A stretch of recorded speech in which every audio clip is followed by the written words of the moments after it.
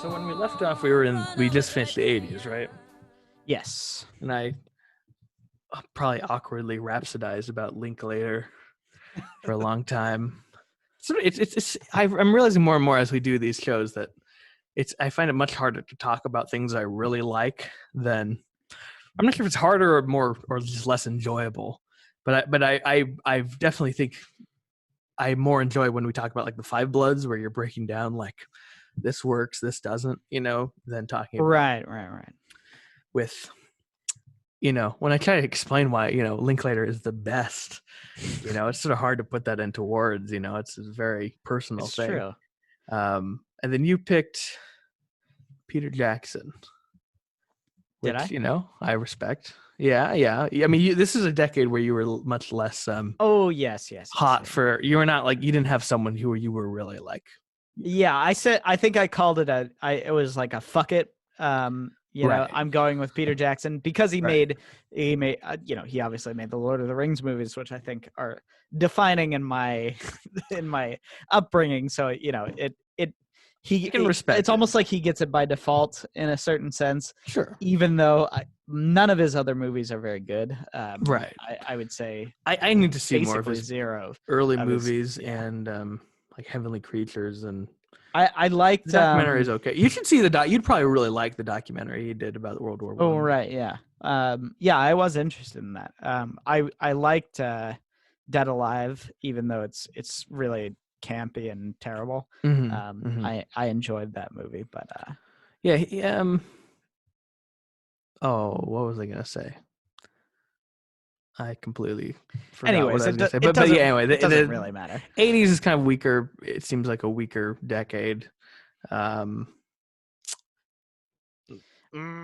think something to say about Jackson. I can't remember. I think the 90s are very difficult. Going to be a very difficult decade. Oh, I think this is easily the toughest one. Yeah. Because I don't want to just list them off. Well, let's do it. Let's do like we've been doing, our sort of special mentions tier.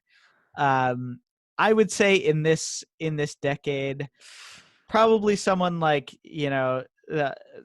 just, I don't know.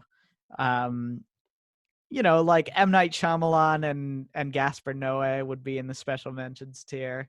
They're in the very, very, very special mentions. Like Doug Liman or people like that. Though I do like, I guess same like Aronofsky, which has made like one pretty good movie, maybe great movie. Oh no, Aronofsky I would put higher than the very, very special mention. I mean, I really think Requiem you love for a Dream Mother, and right? Black Swan are great movies, and Mother is either a very good movie that suffers a little bit from obvious biblical. Yeah, he's a very blunt filmmaker, right? But I think Mother still is probably the most, in some ways, the most scary film I've ever seen, because it taps into my worst fear, which is people coming into my house who are uninvited. No film portrays that better than Mother. Anyway. Yeah. So I guess in the next level would be maybe potentially the Wachowskis, which I think The Matrix is fantastic. And I actually do like Speed Racer. I think Speed Racer is fun. I haven't seen Speed Racer, but I haven't seen it since I was a kid. So what are you gonna do? But I think Cloud Atlas is their masterpiece. But, and Tom Tykwer, who I think is this decade. Oh no, he's the previous decade. But yeah, Cloud Atlas is great. And actually, their first movie, Bound. Have you seen that? No. Also, great movie. I would have the Wachowskis. This is the thing. Is like, they would be in the top 5 of some of these other decades, but they're right, like not even the top 10 of this decade. Like yeah, exactly. Yeah, it's crazy. I mean, it's just crazy how some of these directors are just like on a god tier level that is almost. I think it is unmatched in almost any of the other decades. Maybe the other one that was like that was the 20s. where it's like Ozu, Hitchcock, Hawks, Capra. You know, it's it is, but there's still not as many. I would say. No. But you know, you get like just heavy hitters, you know, in that decade. I would say, I don't know, what's your... let me go through some of my lower who we haven't mentioned here. Like Danny Boyle is someone who is like, you know, he wouldn't probably crack the top 25, but I mean, I think the Trainspotting movies are great. I actually think Trainspotting 2 is his best movie I've seen. And actually I really like his Steve Jobs movie. You know, Del Toro is an interesting one because a lot of people really like him, and I've seen the movies that people really love by him, but I can't say I love any of his movies. You know? I feel the same way. I really like Shape of Water, but I've never connected necessarily in there's almost like a religious way that people connect to some of his movies that I can respect it because they're beautiful movies, but not that they're bad or anything, but you know, they're almost there's almost like something that you have to like a gene you have to have, or I don't know, or you know, or it's like an aesthetic that you have to to appreciate. It's kind of the same that I was talking about on the podcast with Breathless, where it's almost something that you have to feel, you have to intuit. It's not something that you can dissect in a certain way. Like if you get the aesthetic of the vibe of these movies, and actually in the same vein, Tim Burton is the same exact way. Similar too.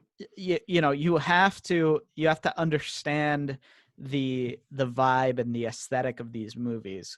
You can't come to the conclusion that you like them. You have to like them inherently. You know, and it's the same with Del Toro. Like I think he embodies an aesthetic that is interesting, but that I just personally don't connect to. Sure. Yeah. I would say, again, sorry, not to take over your go ahead. Your list, but in this tier for me, the sort of like not the bottom tier, but the lower, not even the bottom tier, because this is, we're excluding people. I'm excluding people like Michael Bay, and you know, I put those on just to be funny, but but you know, in this second to lowest tier, I would say Gore Verbinski is in there for me. You read my mind, man. Because I love I love the first Pirates movie. I think the first Pirates movie is fantastic. It's wonderful. Rango. And Rango is actually, I was just watching the canyon chase in Rango. Yes, it's actually great. It's so good. Yeah. And to throw in a few, I just want to highlight, not because I would put him in any kind of great category, but I just think it's funny, is James Gray, because the French love James Gray. Like Mick said he went to France and everyone said, oh, which directors you want to work with? And they name all the big people, and then they say, oh, James Gray. And Mick's like, who's James Gray? And I just think it's funny because we have gone together to see at the same theater to see consecutively his last two movies, Ad Astra and The Lost City of Zed. Oh, you're right. We both just found them to be meh. That's fine. Yeah. Better than meh, but just like, pretty good. You know, and that's about it. I would say The Lost City of Z is good. Not, you know, it's not fantastic or anything. Ad Astra, I think, had good elements, but it ended up not being a great movie, or even a good movie, I would say. There are certain things in that movie that are really great. Like the moon shootout we've talked about. But anyway, we should spend time on someone we don't even like. I just think it's funny that people really like James Gray. Maybe maybe his other movies are good. I don't know. I've only seen those two. There's a lot of people here who have made like one great movie, but like either a movie that's like a staggering masterpiece or an iconic. Like Frank Darabont made Shawshank Redemption, which is like, you know, it is the all-time movies. But then after that, I mean, I haven't seen The Green Mile, but you know, he's not like someone who is in anyone's list of the greatest of all time. You know, Luca Guadagnino, or Nino, I think he's Italian. Call Me by Your Name, Yes. and And then he made Suspiria. Oh my God. I was gonna say the Farrelly brothers for Green Book as a joke, but I mean I do like Green Book, but it's James Marsh made Man on Wire about the guy who walked between the Twin Towers, one of the greatest documentaries ever. Fernando Meirelles, of course, we talked about City of God. Yes. And he made the Two Popes, which is nice. I would say also in sort of this category is Baz Luhrmann, who consistently comes out with good movies that aren't are never fantastic. Do you like Moulin Rouge? I haven't seen Moulin Rouge. Actually, I hated Moulin Rouge, but I really like Great Gatsby. Yeah, I like Great Gatsby a lot. I like Romeo plus Juliet a lot. I kind of like his anachronistic style. And it's fun. I mean, I think Romeo and Juliet is like maybe one of the most fun movies that I've seen in my adolescence. I gotta see that. It's just hilarious. They're running around with big machine guns and talking like in Shakespearean English. It's just hilarious. It's so funny. I don't know. There's something about it that has a really a charm that I think only a certain person can like, maybe. Right. But I'm that certain person. So yeah, I don't know. I haven't seen Romeo plus Juliet, but I do. I enjoy his style in certain doses. Yes. I'm sort of also looking and remembering that I initially made this list when I expected Mick to be on this episode, because I put Guy Ritchie, who is his absolute least favorite director ever, and who I really am realizing I don't like that much, though. I enjoyed Man from U.N.C.L.E., but it's not no great movies from Guy Ritchie, certainly. Let me find other people before we. Oh, Greg Mottola. Greg Mottola is fascinating to me because he is someone who I saw his movie Superbad, right, which is really fun comedy. Love Superbad, yeah, pretty great movie. And then he made this movie called The Day Trippers in the '90s that like no one has seen. The Criterion just put it out, so I think probably more people are seeing it. And I thought it was like one of the greatest films I'd ever seen. And I remember I rented it. And I watched it like twice because I couldn't believe how great it was. And it's an absolute masterpiece. And he wrote and directed it, with a very small budget, but a great cast. Parker Posey and Leo Schreiber, all these great people. And but he's like gone on to just be this kind of gun for hire comedy director. And I feel like if he's sort of like Favreau, who we may touch on in the next decade, where he's someone where it's like if he had written and directed his own movies, I wonder if he could have been like Woody Allen or Linklater, like one of these great directors. Because I mean, it's a beautifully written movie. And the other movie he wrote and directed is Adventureland, which is also a really nice movie. So, you can respect him for those three movies, but I feel like he is not. I mean, I haven't seen a few of his other movies, but I feel like I wish he would write more because he's living beneath his potential, I think. Right. Henry Selick made Coraline, which is great. M. Night Shyamalan, we talked about. Bryan Singer, again, not a. It's funny to go through. Yeah. Not a good person, I guess, or allegedly, but Usual Suspects is yes. classic, excellent movie. It's fantastic. And me and Kazu were just recently debating the merits of X-Men Apocalypse, which is utter schlock, but I find to be absolutely Did he direct delightful. Yeah, he did. Oh, okay. I think there's some absolutely great sequences in that movie, like where Apocalypse uses Captain Picard's. Oh, it's not Picard in that movie. It's McAvoy's brain machine to send all the nuclear missiles up, basically disarming the entire world, and all set to Beethoven's Seventh Symphony. It's a wonderful sequence. But anyway, is this Rise of Skywalker again? Kazu compared Rise of Skywalker to Apocalypse when Skywalker came out, so maybe it is. But I like it, like not even ironically. And actually, Days of Future Past is like a more genuinely like good movie on. Yes, I think Days of Future Past is very good. Normal terms. Refn, Nicholas Winding Refn, Drive is just like a pretty great movie. I was gonna say that he's one that I could go. either way on if this was like this tier or the next tier, because I think Drive is like such a spectacular movie that it almost deserves even though he basically hasn't made a good movie since or before. Like, yeah, I only saw Neon Demon after, which I kind of hated. Yeah, and Drive is not like a movie I think is like in my all-time favorites, but it's a really, it's sort of a classic in its own way, just through its sort of iconography. So I gotta have some respect for the guy. You're probably gonna have her higher, but Lynn Ramsey, I think, is another person who's. She's in the next tier. We're gonna save her a little bit because that's probably all the people from that sort of area. Yeah. Oh, Derek Cianfrance I like a lot, who did Blue Valentine. Anyway, I would say that the next tier for me, it goes probably O. Russell, Nicholas Winding Refn, Lynn Ramsey. I would probably put Park Chan-wook in this tier as well. Potentially someone like Wes Anderson, potentially someone like Villeneuve, although he may or may not, depending on the day for me, he could be up there. Well, it's the same with sorry, I didn't say his name yet, but someone like Mangold is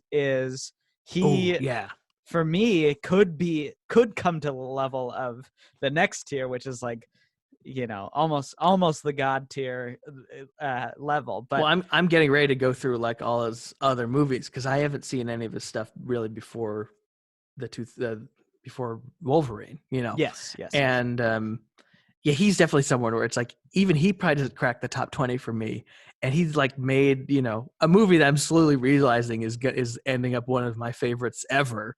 Like Ford v Ferrari, a movie where when I see my screensaver like switch to shots of the movie, I actually get like emotional because of how much I love that movie. So he's sort of he's higher than the ones we're talking about, and he's probably kind of that next category of like, and I feel like he's also taking off too, just with I mean, you never know. Like we'll get to talking about David Ayer in a little bit, but if I even put him in the thing, but he's sort of. He's made two absolutely great movies back to back, and you would hope he can continue that streak rather than like David Ayer, he's just falling down on his face. Now, should I name, or do you want to go into depth on some of those, or? Yeah, definitely. David O. Russell, I think, has made again two just absolutely great movies. I think you're a little bit more enthusiastic about American Hustle than I am, even though I think his best movie. Right. Yeah. Which I disagree about, but I think Silver Linings Playbook is just a fantastic movie. And American Hustle is great too, even though I felt like I didn't feel as emotionally invested in that movie. That's fair enough, I guess. It just didn't hit me in the same way, but yeah, Russell, I think if he, let's see, what was the last movie he made? Well, Joy, which is which is the most forgettable movie ever, but unfortunate. Again, like he had a run before that where it was he was like unstoppable with American Hustle, Silver Linings, and The Fighter, which are all all either great or near great movies. And then and he also made Three Kings, which I think is like extraordinary movie. Yeah, I haven't seen that. So he's definitely someone I probably would have like put him even higher in the past. Like I used to consider him more high in my estimation of great directors. I think that was him falling down has less to do with him than just the fact that I haven't watched his movies in a long time. He sort of hasn't he hasn't made a movie in 5 years, you know? Yeah, exactly. So it's a little harder to judge him, or like I've sort of, he's been out of my mind, I guess. Who are the other people you named in that tier? I said Lynn Ramsey, who, she made We Need to Talk About Kevin and the movie You Were Never Really Here. You're Never Really Here, which I just think is, both of them are incredible incredible films that have taken just a very unique perspective visually, a unique perspective narrative wise. I think both of them have, they capture something that's so, there's something so, I don't want to say feminine about the movies, but they just have this sort of like motherly quality in both of them. That's interesting. I didn't think about that, but they have this point of view that I think is very interesting and very unique, something that you don't get usually with I don't want to make this a gender specific thing, but you don't really get with male filmmakers, I think. It's interesting. I don't know about I didn't think about the gender question. I mean, certainly I would say one of the most unique directors one of the most distinct. Yes, where I remember seeing the shot from the You Were Never Really Here trailer where he picks up a jelly bean and he crushes it, and there's a close up of him crushing his fingers. And I remember just thinking, like, if I had seen that outside of context, I would have been like, that's a Lynn Ramsey shot. Like no one else would think of focusing on a little moment like that, you know? Yeah. I mean, her movies are probably a little bit less accessible than some of these movies, but I think certainly one of I the think most we unique need to filmmakers. talk about Kevin. I think we need to talk about Kevin is a very accessible movie. I mean, I think, yeah, but less so than maybe some of these other ones. That's sure. Than like, you know, Mangold, but yeah.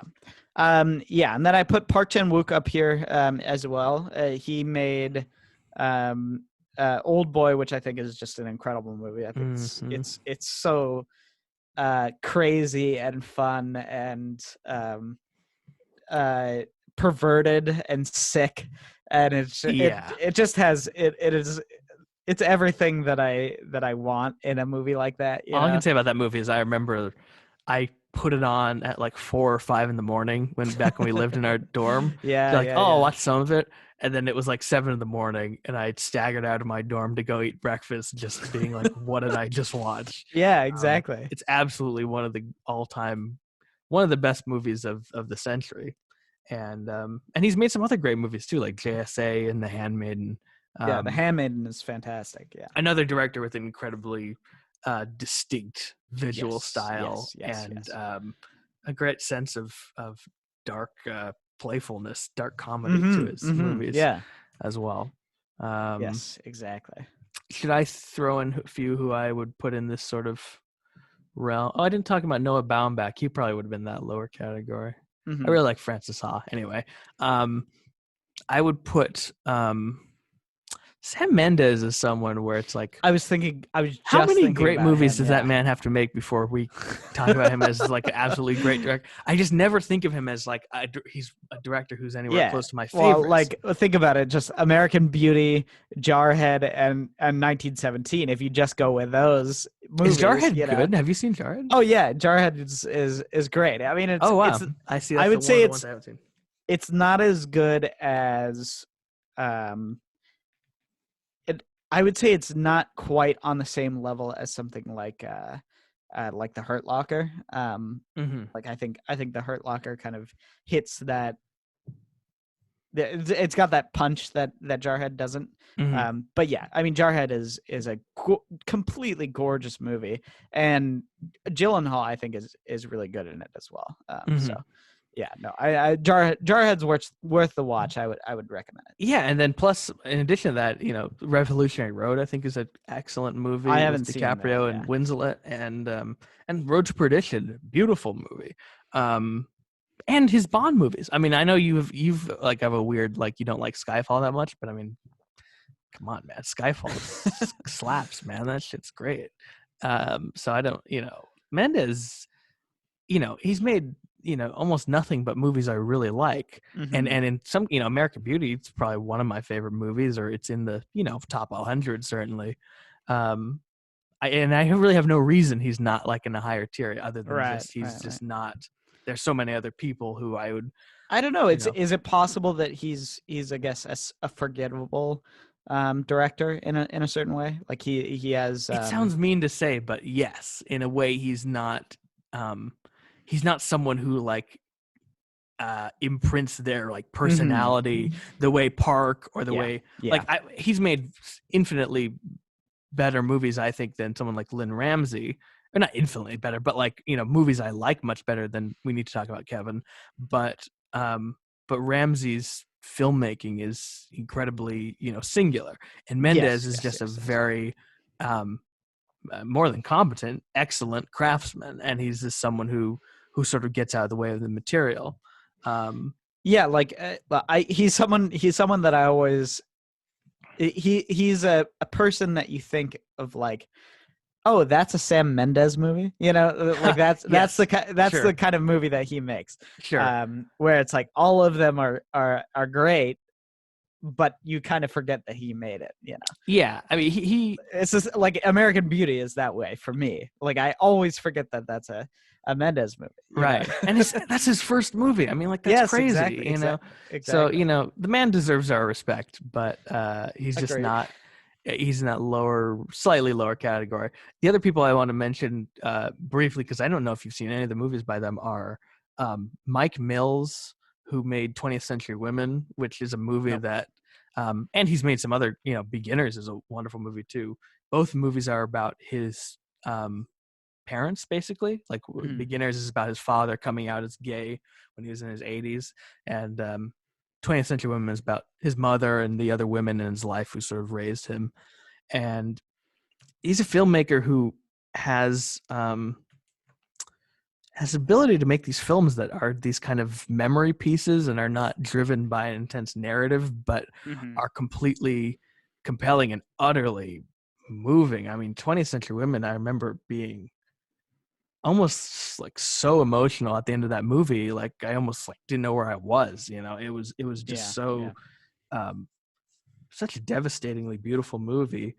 And in some ways, in terms of people we've talked about, his style of making movies, I feel is closer to my own like aspirations than nearly anyone, which sounds weird to say, you know, but even people I love like Scorsese or Nolan or like any of these people, that way of making movies where you take your own life and he's able to make something of that. And they're very kind of they feel almost kind of mixed media, like he uses a lot of archival footage and still images, and there's a lot of interesting kind of narration and tangents they go on. It's very not like crazily experimental, but it is experimental. I mean, he's taking chances with these sort of things. There's one moment in Beginners where he just flashes these colors on the screen, and there are different words under them, and then you realize each word and color corresponds to the different meanings of the colors in the gay pride flag, you know. And it's just this like little throwaway thing, but it's just incredibly unique and interesting, and it adds to the kind of flavor of the movie. So I don't know, he's someone who's worth checking out. Definitely someone who's not, you know, in the sort of zeitgeist the way some of these other people are, but right. Someone I really like. We did the Wachowskis. Julie Taymor. Wait, I would say we didn't really do the Wachowskis. Oh, we talked about. We talked Cloud Atlas slightly, is great, and The Matrix is. I mean, come on, The Matrix is fantastic. It's so good. I haven't seen it in a long time, but it is great. It's a lot of fun. I don't know if it was the first R-rated movie I saw, but I definitely remember it was long enough ago that there's a sort of sense of cheekiness or like breaking the rules. Adam was like, "You gotta see this movie." I was like, "I don't want to see it. It's a violent R-rated movie." And Adam's like, "Come on, man, you gotta see," because it's one of Adam's favorite movies, maybe his favorite movie actually. I would say go back to it because it really is. It not only is it a ton of fun, I think it's actually a movie that interestingly tackles a topic that sort of only literature can tackle in a certain way. You know, they're like these things that throughout history only you know literature has been able to sort of really the philosophy of the movie is very interesting, on top of the incredible craftsmanship of the action sequences and exactly. everything. I mean, innovative techniques too. Yeah. And Bound is another movie where it's just that's a movie where it's not about philosophy. It's just completely driven by their ability to craft a tense situation that it all takes place in this apartment, and it's sort of a con movie, sort of a crime movie, but the whole thing you're just completely riveted just by their it's just pure filmmaking, Right. And then Cloud Atlas to me is one of the most audacious movies ever attempted, I think. I mean, it basically tells 6 different timelines over the course of history, and is cross-cutting or intercutting between them in a way where it never feels like it's undermining the drama of the situations. It's like finding like rhythmic or poetic continuity between the different timelines, because it's sort of like Dunkirk, where you're not cutting between things simultaneously happening. You're cutting right. in a way that has to just be, I guess, emotional in some ways. But I think it's a pretty astounding movie, and very, very it got very critically mixed reception when it came out, but I think it's something that will probably be held up as a classic. I mean, who knows? But anyway, well, I was about to talk about Tamor, right?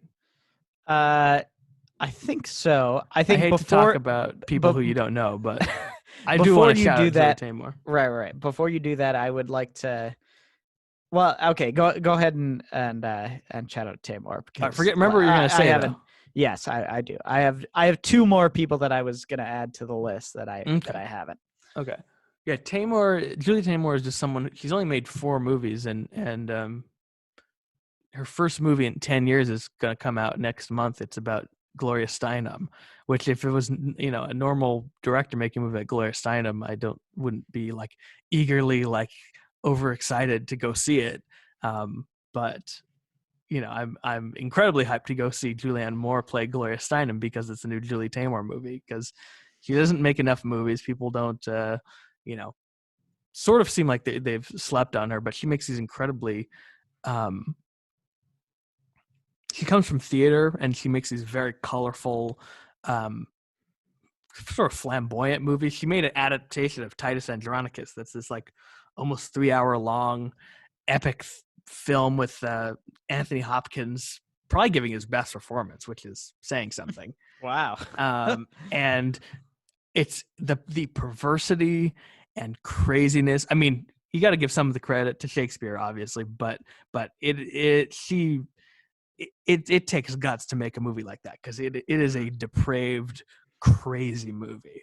I don't know if it's her best movie. In some ways, I think it's her best movie, but in a way, my favorite, of the one I enjoy the most, is Across the Universe, which is this musical that's like a jukebox Beatles musical that uses the Beatles catalog as its songs. And it has these sort of the hallmarks of her work, in that it's sort of messy, and there are things you maybe could cut out of it, but it's just this like amazing visual and emotional experience that it's just a beautiful movie. And she also did Frida, about Frida Kahlo, which is really great. I don't know. She's just someone who I feel like is not again, maybe hasn't been given as the opportunities other people have had, or has just not she also just does work in theater. She was part of that really disastrous Spider-Man theater production. Oh yes.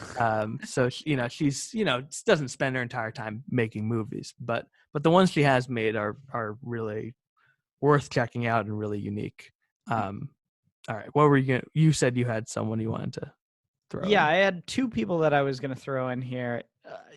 Okay, so I would say Sofia Coppola is maybe in the border in this category with someone like Refn. Mendes and Mangold. Yeah. No, she's lower than that for me. But okay. but I think she deserves a shout out in this category because I mean, first of all, well, one, I think The Beguiled is actually a very underrated movie. The Beguiled is great. Yeah, I think it. I think it has some quirks and some weirdness that I don't think, I guess, hold it back in a certain sense. Mm-hmm. But I think just visually and stylistically, it's a gorgeous movie. I mean, directorially, she nailed it. I mean, I think it's a completely gorgeous movie. Mm-hmm. Very thematically, like, so succinct and great in that way. Mm-hmm. But again, I think story wise, I don't think it's the greatest movie in the world. But I think Lost in Translation is like, I mean, it's her masterpiece. It's again one of the great movies of all time. Easily. Yes, 100%. And I'd like to revisit that. I haven't seen it in a long time, but I was like floored by that movie the first time I saw it. Me too. It's one that when we talked to, and I guess we'll talk about it later, but when we talked about watching Her, I said that's a movie that you want to watch almost on your laptop in bed in a certain way, and I think the same thing is true about Lost in Translation, where it's a movie that you want to be as close as possible, as sort of bundled up as possible. Oh no, it's very intimate. Yeah. That's very true. And I don't say that lightly with a lot of movies. I don't recommend that necessarily, but that's a movie that you really feel so vulnerable watching, right? You feel it so sort of in your gut and in your heart in that way. So I'm glad you mentioned her. I almost overlooked Coppola. That's great. Absolutely. So, and I look forward to her new movie, which is reuniting with Bill Murray. Actually, I think it's coming out next year. On the Rocks. Mm-hmm. Oh yeah. Okay. Bill Murray and Rashida Jones. Yeah. Wow. Great. You said there were two. Yeah. So her and and I think you're gonna disagree with this one. Well, we'll see. But John Lasseter, I would put in this category. Why would I disagree with that? Oh, I don't know. I thought you would hold him sort of to a higher regard. I mean, I would put him a slightly higher, but not like no, it's not like a crazy place to put him, I think. Yeah. So of the two, do you have two? Yeah, he and Bird started Pixar in the 90s. Directors here. Okay, yeah. So I think Brad Bird is probably in my next tier, and we'll get into all those movies. But I would say, as much as I love Toy Story and Toy Story 2, that's almost where the buck stops with me for Lasseter's movies. I don't really love Cars, obviously, and A Bug's Life. I think I just never. It was a movie that I didn't really grow up with, and it was. Sounds just like you need to rewatch it because Bug's Life. It's possible, possible. Bug's Life is 1998's Mad Max Fury Road. That thing is extraordinary. I mean, it's not as extraordinary as the Toy Story movies, but it's no. I mean, we should not sleep on Bug's Life. And frankly, I would not sleep on Cars either, because I actually think Cars is kind of wonderful. It's definitely, I think it's pretty definitely the weakest of the first 10 Pixar movies. Yeah. But that's not saying much. I mean, it's a great lineup. So I don't know. Lasseter is definitely the weakest to me, I think, of the Pixar directors, the big ones, the big four, I guess. I don't think his movies reach the heights that I think Bird, Stanton, and Docter have reached. But but those first four movies are pretty. I mean, Cars 2, we will not speak of, but those first four movies are quite respectable. One more person, briefly, Hirokazu Koreeda, who I just think is he's talked about as kind of the Ozu of our time, and maybe it makes me interested to watch more Ozu because he's the first Japanese director who I've watched and actually really liked, and I've seen like 10 of his movies. I think you've only seen the one we saw together, right? The Truth. Yes. Another person who makes these very, very, very low key movies that, in other hands, could be utterly uninteresting, and who is the other person we're talking about who makes just movies about Mike Mills. It's a completely different style, of course. I mean, Koreeda has a similar style to Ozu, where it's incredibly composed and there's not a lot of camera movement and it's very, very restrained. But at his best, his movies remind me a lot. To me, he's kind of like a Japanese Linklater, where he's able to sustain your interest just with dialogue and with character, and you come to just care about these people just by watching them live their lives. And not every film he makes is a riveting masterpiece, but almost all of his films are really good, though. Still Walking and After the Storm are probably the best, and in a way I think Like Father Like Son might be the most accessible one, because it has more of a kind of a high concept idea, which is basically that a father discovers that his child and a child of a family who's kind of a little bit more lower class were switched at birth, and they go through this process of having to like basically switch their children who they've raised for 8 years or something like that. And pretty powerful movie. So yeah, Koreeda, another fellow worth checking out. Yeah. So after Should that, I guess move on to top tier, because it's top tier for me. So I mean, I'm not even in the top tier by any stretch with the next, because I've still got like 15 people who I haven't mentioned. I mean, going from the highest tier to the next, like I think you probably, I'm guessing, are going to say Edgar Wright is in the top, right? Yes. Because he's probably like a little bit more in the Wachowski's, Koreeda, Mills. But I mean, again, this more speaks to the quality of the decade than my estimation of him. I mean, I think, we can just talk about him right now. I mean, I think the Cornetto trilogy remains sort of unmatched compared to his other. In terms of comedies, I mean, he's made some, like, I would say probably at least 2, if not 3, of the most incredible comedies on a cinematic level. Absolutely, all 3 of them, almost unmatched since like the screwball comedies of the 30s and 40s in some ways. Like, and I think Hot Fuzz is probably the funniest movie of the century. I agree 100%. Put it toe to toe with Death of Stalin, but it's probably my favorite. Yes. And World's End is kind of underrated, and I'm not crazy about Scott Pilgrim, but I do really like Baby Driver. Baby Driver is fantastic. It's not as funny as his other movies. And then I would put Shaun of the Dead in that sort of like top tier of his movies. Like he has made, you just mentioned another one that I didn't even consider in his top 3, which was Baby Driver.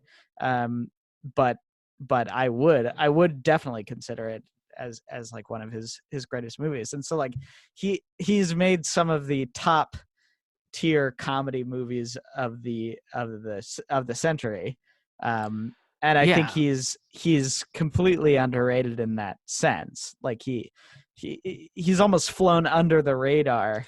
Well, he's more well known now, I think, as a stylist, or for his abilities with music, because of that's sort of what he's Baby Driver probably became his most successful movie, and he basically took that element he had been working with in little bits in his other movies and then did a whole movie of it.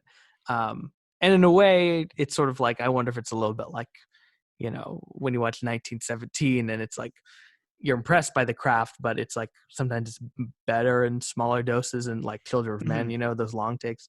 So, but still a great movie. And God, they're just some great. I'm thinking about Shaun of the Dead in the sequence where they beat zombies to the Queen song. Yeah, Don't Stop Me Now. Yeah, yeah. Or and of course the key thing of that trilogy is camaraderie of Simon Pegg and Nick Frost, which is just like friendship as sort of the driving force, which again is not something that I would say is completely almost underrated in sort of the film canon, the idea of friendship being sort of this powerful and force genuinely in life. nuanced explorations of friendship too. Like there's actually some really complex stuff going on in those movies, especially in World's End, where it's sort of like a strained relationship of a person who's in a state of suspended adolescence. Mm-hmm. And I think a lot of directors, I feel like, have to sacrifice with comedy, either sacrifice some comedy for more pathos and making you care about the character, like some of Louis' stuff, like he becomes more serious, and he kind of edges away from the funny for more dramatic sake. And then you have people like the Marx Brothers, where it's like, hysterically funny, but you're not really compelled by them as characters or human beings. But with those movies with Pegg and Frost, they really find the right balance where you really genuinely like them and care about them, but what's going on around them is just utterly nonsensical and ridiculous and absurd.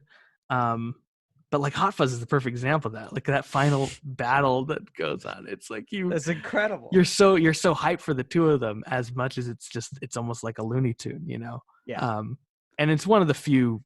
Hot Fuzz to me is one of the few comedies that's like literally funny every minute of it. It's just, World's End gets a little more serious, but Hot Fuzz is like has one of the best laugh ratios of any movie ever, I think. Mm-hmm. Now, someone that we didn't talk about very much in the last here, but I think is actually pretty good as sort of an interstitial with Edgar Wright would be Villeneuve. Mm-hmm. Who I think has made just some of the most incredible movies of the last 10 years. I mean, it's funny to think of him as in the 90s, because I mean, no one sees any of the movies he makes in the 90s or 2000s. No, I mean, not at all. In many ways, he's a quintessential 2010s director. But those, that run of let's see if I can do it. Prisoners. I haven't seen an Ensemble, but everyone says that's really good too. But Prisoners, Enemy, Sicario, Arrival, and Blade Runner 2049. It's just, it's pretty much unmatched by anyone. Yeah. I mean, Scorsese. If Scorsese hadn't made Silence, I would say Scorsese. But well, but again, not even quite, because that's in the span. So Prisoners came out in 2013. Enemy came out in 2013. Mm-hmm. Sicario came out in 2015, and Blade Runner came out in 2017. So it's like it's like literally within 4 years he made four of the almost the best movies of the decade. It's like it's like how the fuck did he do that? Like, and getting better and better too. Where it's like I really like those first three, but then Arrival to me was like it sort of went to another level, and then Blade Runner. I mean, I was kind of in tears when that movie ended. I mean, it was so great, and also having to live up to being a sequel to one of my favorite movies ever. I mean, that is no small feat. No, and just such a precise, a director of he reminds me kind of, we'll get to Fincher, but he reminds me of having that quality where it's just his movies are so thought out and so detailed, and I don't know, you know what I'm talking about, right? Yeah, no, 100%. He has such an eye for not only just detail, but like he has an eye for making everything count in a way. Mm-hmm. I actually think Fincher is a very apt comparison. And I think about Prisoners being sort of his most Fincher-esque movie, actually. Yes, I remember when I saw, that was the first one I think I saw by him, and I remember thinking that was very in that vein. Yeah. But Villeneuve, and I'm very excited to see his Dune adaptation. I'm interested in it. He finally took a break. Yes. Well, I mean, I can imagine that, basically 5 years of nonstop production takes a toll, so good thing that he maybe it was studio demanded, but who cares? But he spent a lot of time on this movie, and I don't know. I have a hard time imagining it's going to be not good. No, exactly. I the thing is, I mean, I've never been interested in Dune as a franchise. I've never been interested in Dune.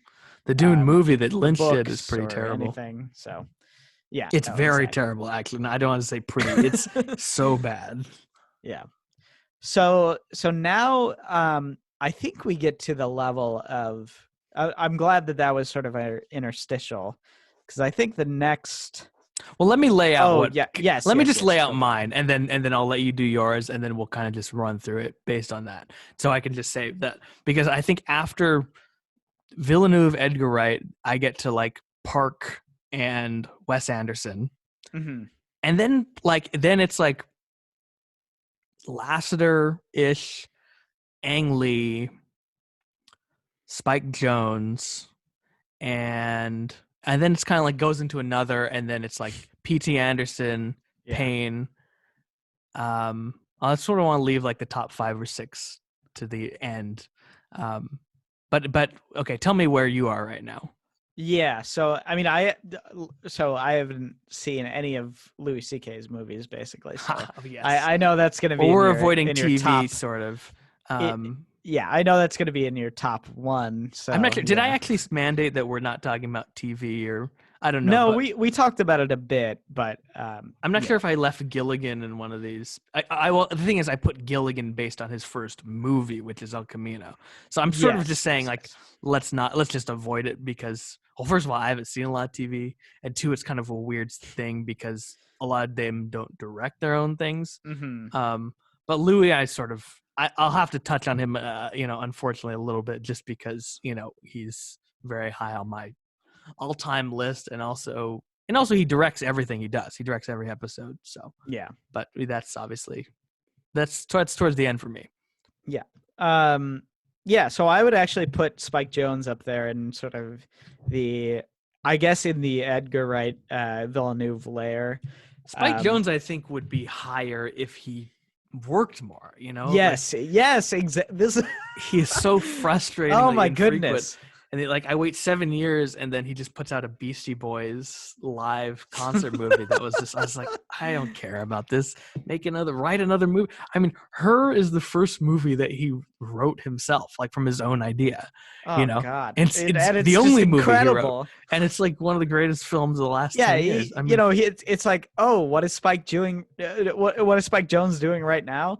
Oh, he directed an Apple commercial. That's cool. Whatever. I know, and they're really good too. Like the Kenzo thing he did with Margaret Qualley was awesome. He's made great music videos, but it's and then again he goes on fucking tangents where he's producing Jackass movies, and you're like he that's plays cool. Grandma in Jackass, bad grandma. That's fine, that's cool or whatever, but I guess you got to get that bread somehow. But I don't know. I mean, I think that's just more of his, that's more of his forte. That's how he started, and that's what he's done. If you look at his credits, I mean, it's like a huge list of music videos, and then shorts and 4 feature videos, films. Yeah. But I'm not as crazy about adaptation, but I would say his other 3 movies are like either staggering masterpieces or near masterpieces, right, exactly. Yeah. Have you seen Where the Wild Things Are? Yes, we're both in love with Where the Wild Things Are, which that movie is incredible, devastating. That's the first. That might be the first movie that I cried in as. Oh really? Well, because when did that movie come out? Like 2009. 9. Yeah, exactly. So, So what was that? I was like 12.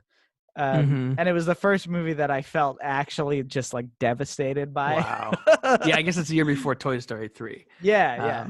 I didn't see it until much later. After. Man, what a fucking traumatic childhood I had. I know. The 2000s were a hell of a year for devastating children's films. Though in some ways, I don't even know is it a children's film. It's a pretty mature movie, but I would say it's not. And actually, my parents didn't like it because of that reason. They were like so, I guess, upset by the fact that it was such a a devastating movie for Is there everybody. a part where someone like gets punched and their arm comes off or something? No, like that? he rips his arm off. The guy my rips his God, arm off. Yeah.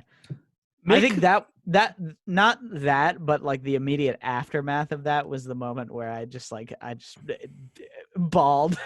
I know, yeah. Mick said when he saw the movie, he didn't even like it that much, but he said that the main wild thing, it said it reminded him of his father. And I think that's just like so interesting that it's like, because the whole movie is kind of this extended metaphor of like loss of innocence, child dealing with, being a child of divorce. And I don't know, it's a really, it's hard to pull off those sort of movies where it's like the whole thing is, you could sort of pause it as taking place in a child's imagination, but he does it well, and by the end it's really a wonderful thing. Have you seen Being John Malkovich? I haven't actually, no. Oh really? See, that's another one where it's just, I mean, part credit is due to Charlie Kaufman for his incredibly daring and creative script, but that is a movie that just it takes its premise and just runs with it through every possible iteration you could imagine. That's shit, man. We should see that. That I haven't seen in a long time too. That movie is just a blast. It's hilarious too. And it's hilarious that John Malkovich agreed to do it too. I just love that. I love that they pitched this movie to Malkovich and he just goes, "Oh yeah, okay, I'll do this movie." Or a guy goes to my head and then there's a part, Malkovich goes into his own head, and then the entire world is populated by Malkoviches. It's so great. But I think, and maybe we don't even need to talk about this much because we've probably have before, but Her, I think, is his ultimate masterpiece. Yes, it's a masterpiece. Yeah. And I mean, it's one of my favorite movies of all time. So yeah, I mean, it's been a while. I need to go back and see. Are you all right there? I gotta watch Her again. It's been a little while, but I love just it's like the feeling of that movie. Like it's just it's sort of like one of those things where it's like Blade Runner is one for me. Oddly, actually, like Batman Begins is a movie like that, where it's just like a movie that I just love, kind of like putting myself into the world of the movie. On top of the movies, considerable strengths in basically every aspect of it. The performances, the fucking score is transcendent. The Hoyte van Hoytema doing his. Isn't it funny to think about Hoyte van Hoytema? In that period was basically just a guy we thought of as he's pinch hitting for these other cinematographers. Like with Her, we were so wrong. I know, like Jones had worked with Lance Accord, and then he does Her with him, and then Nolan had done a bunch with Wally Pfister, and then he did Interstellar, and Mendes did Spectre after having done Skyfall with Deakins. Yes. And I just remember like, wow, he's just subbing for all these guys. But then by the time we get to Dunkirk, I'm like, wait, no, okay, this guy is like, he's great. No. I mean, I should have noticed it watching Her being one of the most beautiful films of the last 10 years. But anyway, it's amazing. and you forget that during the 2000s, he basically didn't do anything, but his first like feature. Well, one of his first feature credits was Let the Right One In, which is just like a haunt. Right. I don't know if you've seen that, but no, it's an incredibly haunting and beautiful movie that actually uses like darkness in a way that he would carry on into the rest of his movies. So I mean, come on, he's God tier in my book. Really. Well, I remember, I think we had this conversation when Interstellar came out. We were like, well, it's funny, but Hoytema is shooting this movie, which is weird because you would think that this it's 14 years he had worked with Pfister. And this ultimate visual sort of masterclass movie, like you why wouldn't you give that opportunity to Pfister? Mm-hmm. But you know, I mean, He was I too busy think, making Transcendence. yeah, he was Johnny too busy Depp. directing his own movie, which apparently was terrible. So That's a weird thing with, and again, we've gone far abreast of our main topic here. But the thing of cinematographers going and just becoming TV directors, and yeah, I guess exactly. if that's what you enjoy doing, you know, like I respect it. Like that's fine. You've made your mark. But I mean, like Ernest Dickerson has not shot a film since Malcolm X, which I mean, like. The work Ernest Dickerson did with Spike Lee with Do the Right Thing and Malcolm X is some of the most astounding cinematography in any movie, and then he just never worked with him again. You know, like that's just crazy to me. I mean, both Lee and Nolan have gone on to make great films with other DPs, but it's just funny to me. Like Pfister also has not shot a movie since Dark Knight Rises. Yeah, exactly. So it's weird. But anyway, Spike Jonze, if you're listening, and I'm sure you are, please make more films. Please, Because, God, you haven't made a movie since 2013. Oh my, like, because if he had the productivity of Nolan, he would be like he would be up there with level. Nolan. Yeah, he really would be.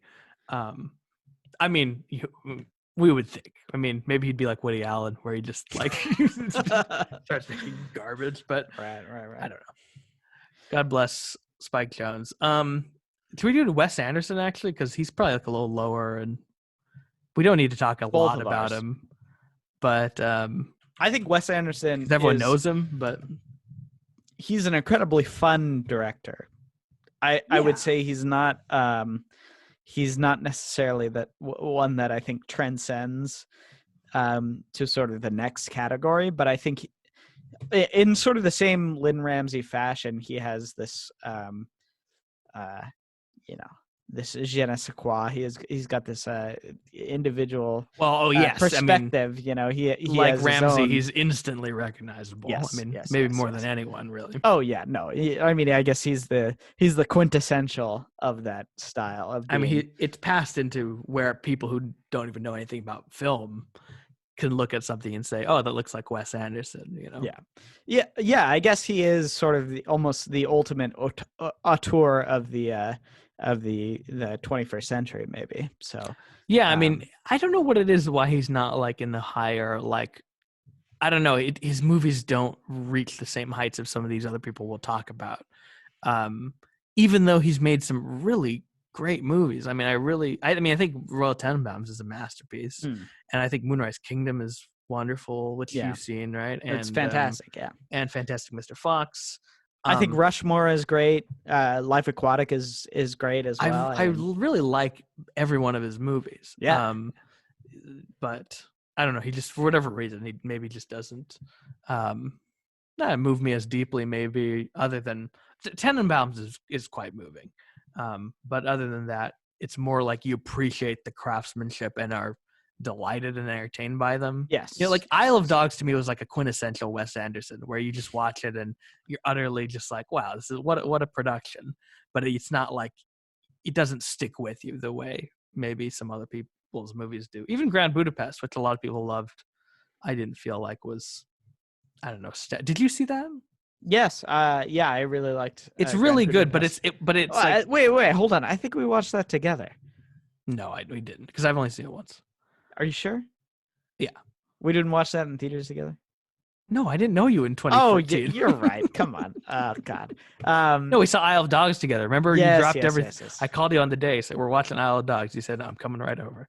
At the California Theater. Yeah, it was great. I mean, yeah, it was fun. I think Isle of Dogs is a ton of fun, but yeah, it kind of doesn't reach that that level, right? Like it doesn't. It doesn't. I'm sorry. I'm not laughing at anything you're saying. I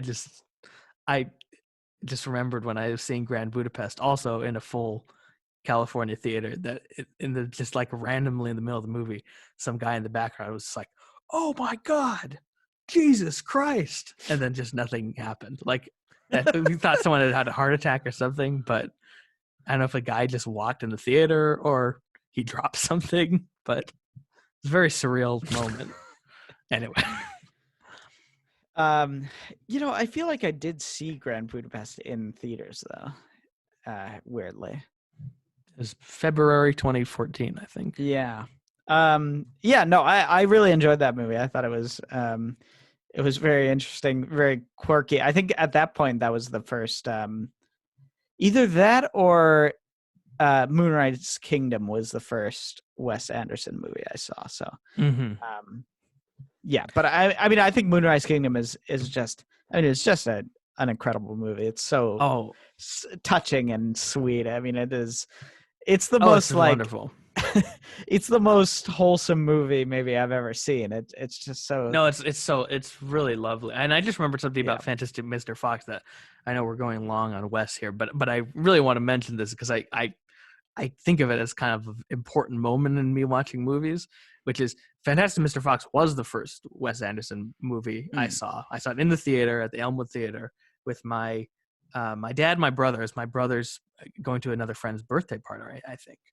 And when there's a scene where they see a wolf, they're on the road and they see a wolf in the distance and he waves to it and the wolf like salutes to them. And then the movie continues. And I just remembered that after that, like asking my dad, like, why was that there? Like, what is that about? Yeah. And him just sort of explained to me that, like, I'm not sure if he explained to me or he sort of like wasn't sure himself, but it was sort of a moment of realization that not everything that happens in movies has to be based in narrative, Not everything has to be moving the plot forward. Sometimes there are things in movies that are just, are just there for the flavor of things, just to hit your emotions in a certain way that you almost can't describe. Right. So anyway, just a bit of a long-winded thing, but I think it's a important little moment. Have you seen any Ang Lee? I just like very briefly. I feel like I have not. I hope you haven't like seen Hulk and nothing else, because that would be very sad. You know what I did? Oh no. Actually, that's exactly what I've seen. I've seen Hulk. That's the 2004 one, right? Yeah, with Eric Bana. Yeah, no, yeah. I've seen that and I have not seen anything else. So you've seen Hulk, and then have you seen Life of Pi? Nope. Brokeback Mountain? No, I haven't. Oh my goodness, man. Yeah, no, I've seen Hulk and nothing else. Yeah. And then what I think is actually his best movie, maybe, is The Ice Storm, which is a movie that's I don't know how to describe it. It's about like basically kind of like upper middle class existential malaise in the early 70s, where it's like all these people kind of caught up in the sexual freedom of that sort of, counterculture period, and sort of that kind of feeling manifesting itself in this very kind of unhealthy and weird way. Like there's this whole sequence where they have what's called a key party. Do you know what a key party is? No. It's basically where they put the keys of all the different, it's like a bunch of couples and all the women put their keys in a bowl, and all the men, it's basically wife swapping, where it's like you take the key and whichever woman you get, and and the men are all like, hoping they don't get the wife who's like kind of overweight, and like it is like such an uncomfortable, weird, just utterly strange sequence, and sort of speaks to the kind of the feeling of the whole movie, which is a larger ensemble sort of movie, but then a very, very interesting movie. And Ang Lee is someone who, that movie you would not guess is by the same guy who made Life of Pi or certainly Hulk. He is completely, probably has one of the most diverse filmographies of anyone, in that he really seems to make an effort to, after making the kind of trilogy of Chinese movies he made in the 90s, he has gone from different genres, different styles, different people from different walks of life. He's made movies about counterculture period. He made a movie about Woodstock. There's Gay Couple in Brokeback Mountain, Indian Boy in Life of Pi. he did a Jane Austen adaptation, superhero movie. Obviously, his most recent movie was Gemini Man with Will Smith, which is really a great film. No, it wasn't, but it wasn't. I didn't think it was as bad as some people thought. I don't know. He really sort of is all over the place, and I feel like I respect the effort to try new things, and I think a lot of times he doesn't succeed with those things he tries. I would say probably only 5 or 6 of the 13 movies he's made I would recommend. But I respect the effort to make all these different kinds of movies, and when they're great, like Brokeback Mountain and Life of Pi are pretty astoundingly great movies. Life of Pi became one of my favorite movies of all time when I saw it in the theater. I was so blown away by it. I think in large part visually too. And of course Crouching Tiger, Hidden Dragon, is a classic movie and probably one of the greatest, some of the greatest action choreography in any movie, certainly. So yeah, Ang Lee, is he's one of those, like, in my all-time list who's not like the highest tier, but he's up there. That's the thing about this 90s list is, like, we're getting to people, he's not even my top 10, at least as I put it, and he's still like in my all-time like favorite directors, like, of all time. It's crazy. I mean, the amount of directors in this, like, we've literally spent how much time, and we're not even at our top of the decade. We spent like over an hour talking about these directors, and we're not even in the top of the decade. So I think that just goes to show what kind of weight these directors are punching in. I mean, it's serious. It's serious. So I just realized, if for Alexander Payne, I have him in the almost highest tier, kind of the highest tier, but he's probably is he that for you? Because I don't feel like you've seen as many of his movies. Well, I've only seen Nebraska, I think, and Downsizing, which is not very good. Oh yeah. But I wouldn't say that that's necessarily in the top of anything that's that his I've seen. First bad movie. I mean, he's made. Yeah. So he's not like in your, because I'm trying to figure out, like, is there anyone in my highest list, or is there anyone in your highest list should we just go through who's in our like last, top 5 or 6, 7? Yeah, top tier. I would say let's go. I'm just gonna go through alphabetically. Okay. So I would say PTA is in my top tier. Paul Thomas Anderson. I know you put him a little bit lower, but yeah, I would put him top tier. Again, we're talking in varying degrees of ultimate greatness here. Yeah. Cuarón, Fincher. Let's see. Then I guess Nolan is next. Mm-hmm. And Tarantino. Yeah. So Bird is like a little bit lower for you then. Yeah. I mean, I would say he's up there. He might be in the level where we were just talking, right? Mm-hmm, With the, I don't know, because I feel like I kind of consider him on the same level as someone like PTA or. I would for sure. I mean, certainly.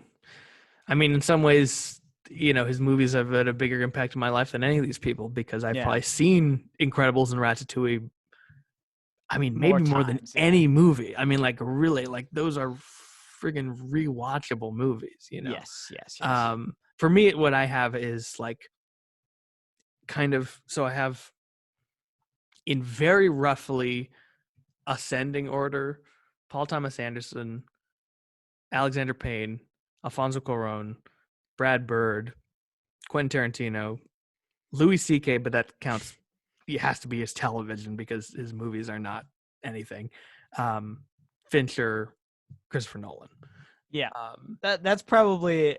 I guess if you reverse PTA and Brad Bird, maybe that's probably exactly my list too. So other than the Louis C.K., yeah, these are pretty similar. Yeah.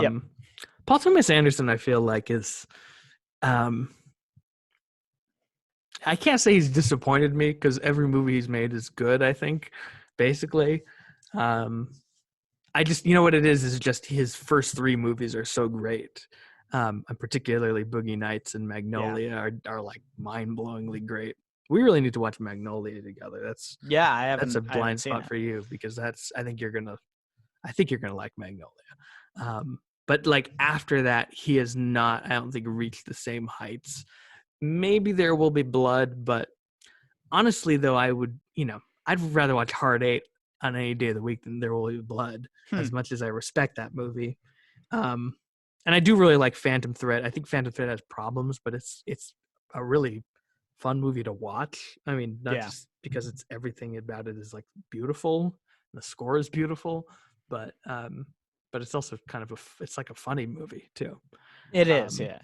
But you know, those ensemble movies he made in the late 90s are pretty unparalleled. Yeah, I mean, the thing is, basically every movie that I've seen by him, and I guess I do sort of have a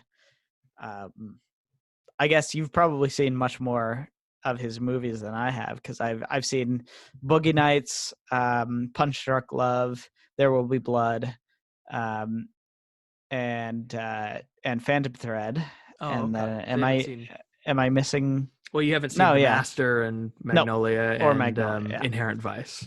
Yeah. So I mean, of those movies, I mean, all of them I consider to be sort of in the top tier. So I'm curious if I watched Punch Drunk Love, I might reevaluate it, because everyone really loves that movie, and in theory, seems like something I would really like, and I feel like maybe I just didn't get it the first time. Whenever I see parts of it, I love it, and you know, one of the things that's most delightful about his filmography is Philip Seymour Hoffman in every one of those movies. Philip Seymour Hoffman in Punch Drunk Love, just that one scene where he's cursing Adam Sandler is an amazing one. Oh, shut up! Yeah, shut up! Shut up!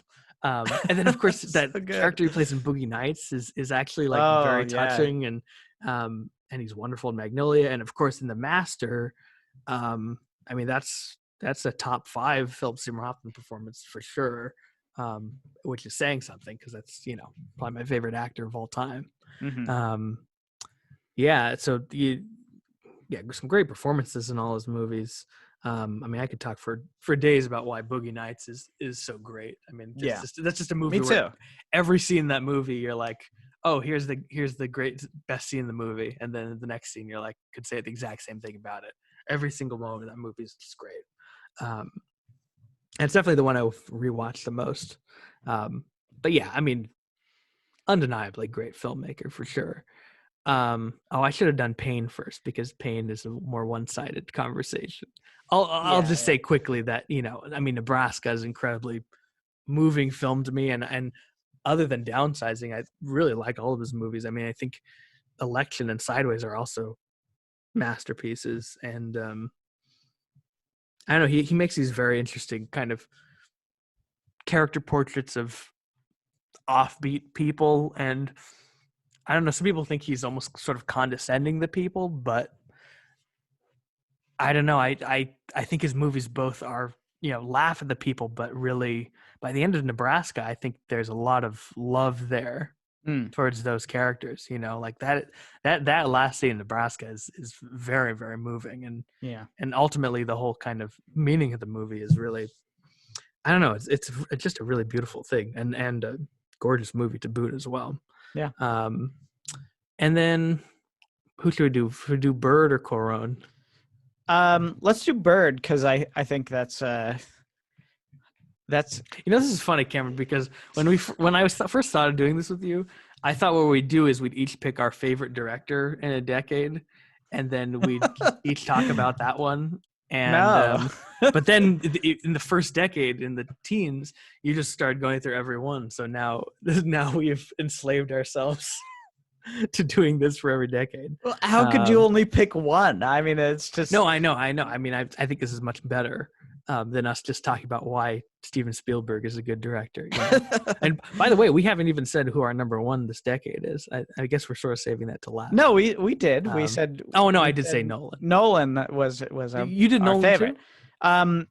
I didn't give a top 5 list, but I think on any day you could ask me if either Fincher or Nolan was my favorite of this decade, and I know. I would Oof. probably have a different answer. So I I mean, don't know. Nolan, Fincher, and Tarantino all in one decade is pretty Yeah, I mean, astounding. Jesus, it's like, And I think like, yeah. I mean, it's like the holy trinity of like the ultimate like film nerd answers. But I mean, when we get to that, we can make a case for each one of them. But yeah, exactly. But anyway, Yeah, well, I think oh. I think The Incredibles. To talk about Brad Bird, Mhm. I think The Incredibles and Ratatouille.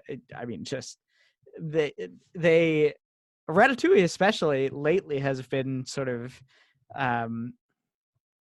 I've been really thinking about a lot as a movie that I didn't expect to sort of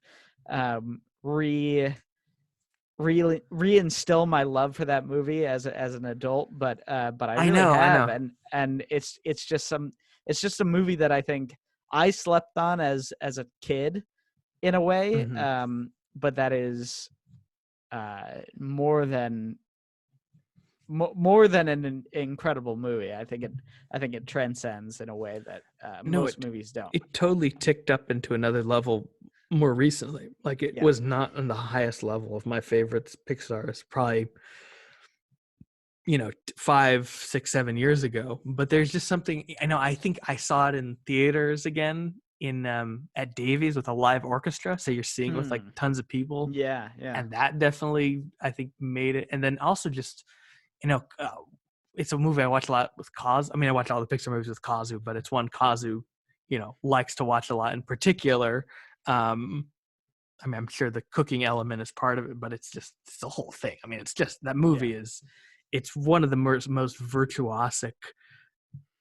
I mean, it's a musical without musical numbers. You know what I mean? Yeah. Like it just has this flow to it that is I don't think I can think of any other movie, including musicals, that have that quality. Where it's it's like watching a genius ballet dancer.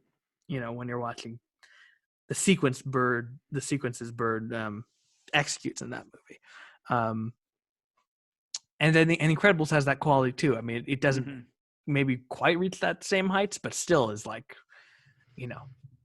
we could think of so many amazing sequences in both of these.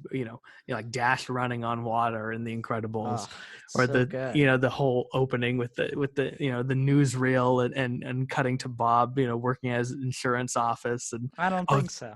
The dinner sequence in Incredibles, which is like something that's, I mean, The Incredibles is a film probably that is more referenced in our household than any other movie, because there's just so many things in that movie that are like parallel our own lives or family dynamics. There's so many things about that movie that and of course quotable lines, and not just the famous super suit sequence with Frozone, which is ascended to meme status at this point. But well, and the same with we'll get there when we get there. There's so many scenes. The driving on the freeway. The whole that's I maybe quote that more than anything with my dad. Where like whenever my parents are arguing about directions, I'm like, oh, we exit on traction. That'll take me downtown. Like that whole thing. It's just like there's so many scenes I could do from that movie. Well, but then. On a deeper level, other than just the meme factor of that movie, I think, I think there's something that it very beautiful and wholesome that it says about family, and about sort of what it means to be a person, along with what it means to be a family unit. The sequence where he's sort of, trouncing around without his wife, being not in a sexual way, but in a no, but being dishonest. Yeah, exactly. I mean, I really think it's like a comic American Beauty in many ways. Exactly. No, actually, that's a great way to put it. But in the way that it parallels sort of the real life distrusts of being in a marriage and being in a family. Like there's so many adult themes and adult messages in the movie that I think really really, it makes it transcend. Again, Yes. I think we talk about, me and you talk about Pixar movies a lot, just being, not only being formative in our youth, but also being really accessible as an adult and a kids movie, Yes. And I think so. the elements of both Ratatouille and The Incredibles have make it so that they transcend in a way, to No, make in it some ways, just I think more than a kids movie, they might. I mean, all the Pixar movies hold up really well when you get older, but in some ways, those two might hold up the best because there's so much stuff, and it's not like you're laughing at like the dirty jokes or the adult jokes. You're laughing at like the movie's point of view and like its understanding of like, in The Incredibles case about marriage, and in Ratatouille's case about being an artist. Basically, I mean, it's basically the trials of being an artist. I forgot to mention, by the way, I neglected to mention the two greatest scenes in The Incredibles, which are the Kronos unveiled sequence and the plane sequence, which I think genuinely might be my favorite action sequence in any movie. The whole sequence where she is flying and she's trying to get Violet to use her powers, and Bob is listening to his family possibly being killed. It's amazingly crafted, like just the shots of the plane going past the camera and the missiles hitting, but also the emotion of it and the score and everything is just masterful. And Bird is definitely in the tiers of the best action filmmakers alive as well, with and then Miller and Spielberg and Nolan. Speaking of his just action prominence, he directed Ghost Protocol, which is just I mean, it's just an incredible movie. It's so good. Like, it's delightful. Yeah. Like, I rewatched that recently with my younger brother, because we were doing this sort of going through our favorite, not our favorites, but going through movies that we thought would be interesting to show him, and we ended up going with some Mission Impossible movies, and Ghost Protocol is just, I mean, it's just a wild ride, and the fact that it ends with like basically a nuclear bomb shutdown essentially sequence, it's just so over the top, but I found myself completely on the edge of my seat again, knowing that there's two more movies and knowing exactly how the movie ends because I've seen it before, it's just a wild ride. It is so much fun.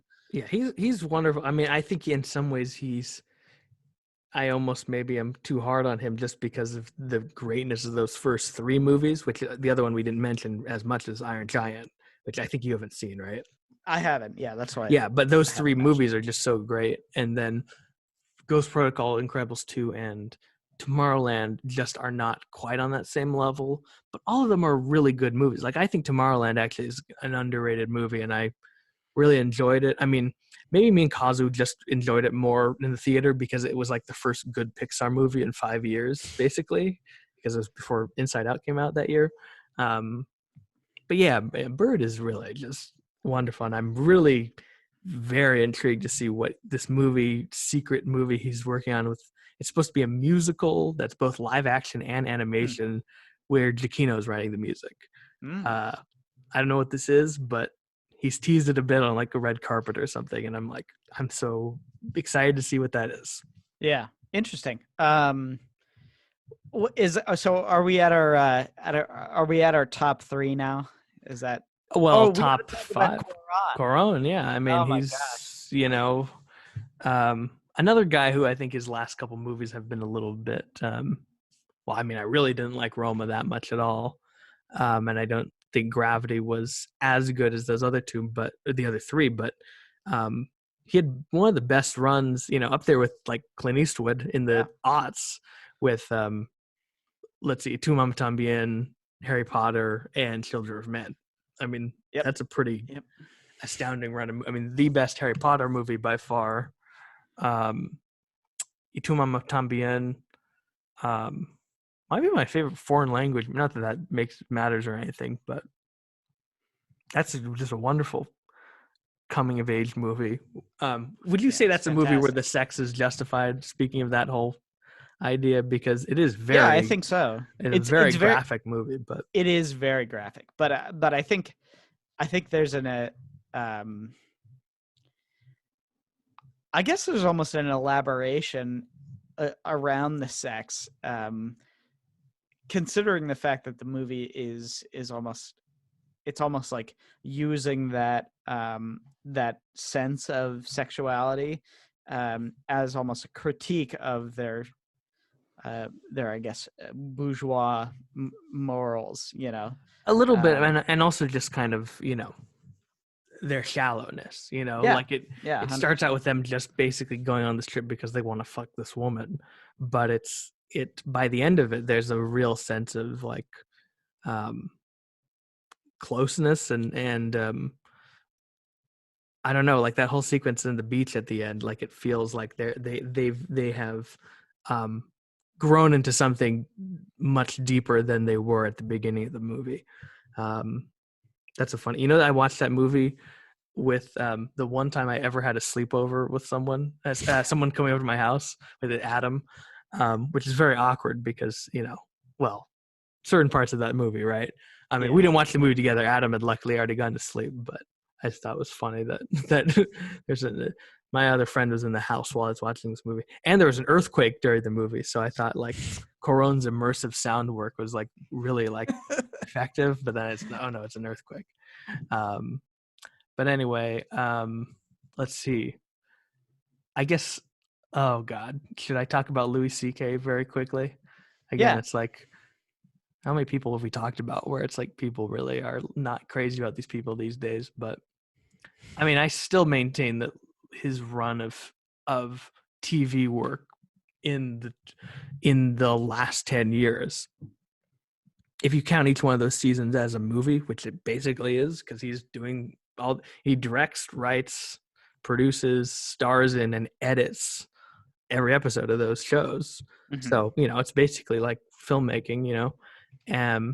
You know, he had the best body of work, you know, even more than Nolan or Linklater or Scorsese last decade. I think he did. You know, his movie that didn't get released, but that I managed to watch, was not really that good. But that run of with the 5 seasons of Louis and Horace and Pete were just, he just pushed himself every season to make something that was more creative and more audacious. And, you know, starting out with basically, it was almost like anthology short films, you know, that first season, he's just sort of doing like sketches and, you know, wonderful little short segments in these episodes. But as he went on, he became more and more of like real audacious filmmaking, where he'd do episodes that were like, you know, 5 episode long, like, you know, basically like a movie in the seasons. And I don't know, they're incredibly funny, but they I don't know, they touch something much deeper and more human. And then I think reaching its apex with Horace and Pete, where that's just, you know, the whole idea of it even being a comedy is sort of out the window, and it's just this sort of like brutal, stark character study of these really miserable people, but not feeling like it's, you know, I don't know, just like miserableism, you know. There's a humanism to all of his work that he's done that never makes it feel like he's just, you know, goofing or, you know, being overly pessimistic. Like his work seems, you know, very serious, but also quite, I don't know, there seems like there's a glimmer of hope to it. I don't know. I'd be very curious what you think of all these things. I'm not sure if I just overrate it because I, you know, was such a big fan of his comedy back in the last, you know, 10 years, but I think it's not. I think, you know, it's not, it doesn't have anything to do with his comedy. Like, I think he's just a great filmmaker who's pushing his filmmaking into ways that no one else is doing. So, yeah, I mean, you know, I haven't seen any of his, basically any of his work. I think I've seen a couple episodes of Louis, and that's pretty much it. I don't know, just the whole thing with and there are other people we've talked about who I like that are much worse things than Louis, like Polanski. Problematic. Yeah. I mean, I don't know. I know there's like a lot of argument out there against, having any kind of nice things to say about these people's work, but I don't know. Whenever I've seen people reassess the work based on their personality, I always just think it's incredibly, it's like, I understand the impetus to do so personally speaking, like if you just are like, I don't feel comfortable watching something by this person, like that's totally fine to me. But to go back and look at this other work that you've have for 10 years said is the highest level of filmmaking, and then going, oh, actually it's not good filmmaking. I think that's just a lie. Like, I think that's just dishonest. Yeah. That's just, you're full of it if you're doing that. Yeah. You're not full of it if you're saying, I don't want to support this person, or I don't like this person. That's completely different. But going, actually, all the stuff I thought was, like Louis was praised as like a great feminist filmmaker, and now people going back and saying, oh no, actually, no. It's like, I don't know. That's dumb to me. Right. And I don't know. I think there's something different in saying, oh, this person is a good filmmaker, regardless of his, personal foibles. I don't know. I think there is, like you said, something kind of dishonest about equating the two. I mean, I think in some cases you could say like, oh, well, this person has that. It's different when they almost have a point of view or an ideology that is informed by, their, I guess their negativities as being a human being. Like if Louis C.K. made a bunch of movies about how it's great to like trap women in in his apartment, and that's a lot of fun, like that would be different than evaluating his movies as a whole, right? It would, though, but the thing about it also, though, is like if someone who's not touched by controversy like Spike Lee or Richard Linklater made a movie about that, I think it would be equally valid to say horrible. So I mean, it still doesn't exactly, you wouldn't criticize that just because the person is right. Controversial. But anyway, enough talking about fucking Louis C.K. and his problems. He started a podcast with his girlfriend recently. Really? It's really nice. Is it good? Yeah, I mean, it's just like them hanging out. His girlfriend's this like French comedian who's really seems very funny and delightful. But anyway, enough about him. Let's get into the big, the holy trinity of the big few. I hate the whole film bro thing, but it's like, we know that Tarantino and Fincher and Nolan are beloved by certain communities of people. Though, I mean, again, I do think that's a little, it's overly simplistic, because I know plenty of women who really like these people's films just as much. I remember at our comedy class last week, we watched This Is the End, the Seth Rogen movie, which is like insane. I mean, I know I'd never seen it, but it's like, I've seen it. Yeah. It's crazy. And a lot of people were kind of saying, who didn't like it, that, oh, this is just, male humor, dude humor. Like, I just don't get it. And I'm like, I don't know. Like, but the thing about there were more women in the class who liked the movie than men. So, I mean, it's like, you can't quite think about it that simplistically. But anyway, let's talk about Quentin Tarantino. And again, another person who is like, we don't really need to introduce the world to Quentin Tarantino.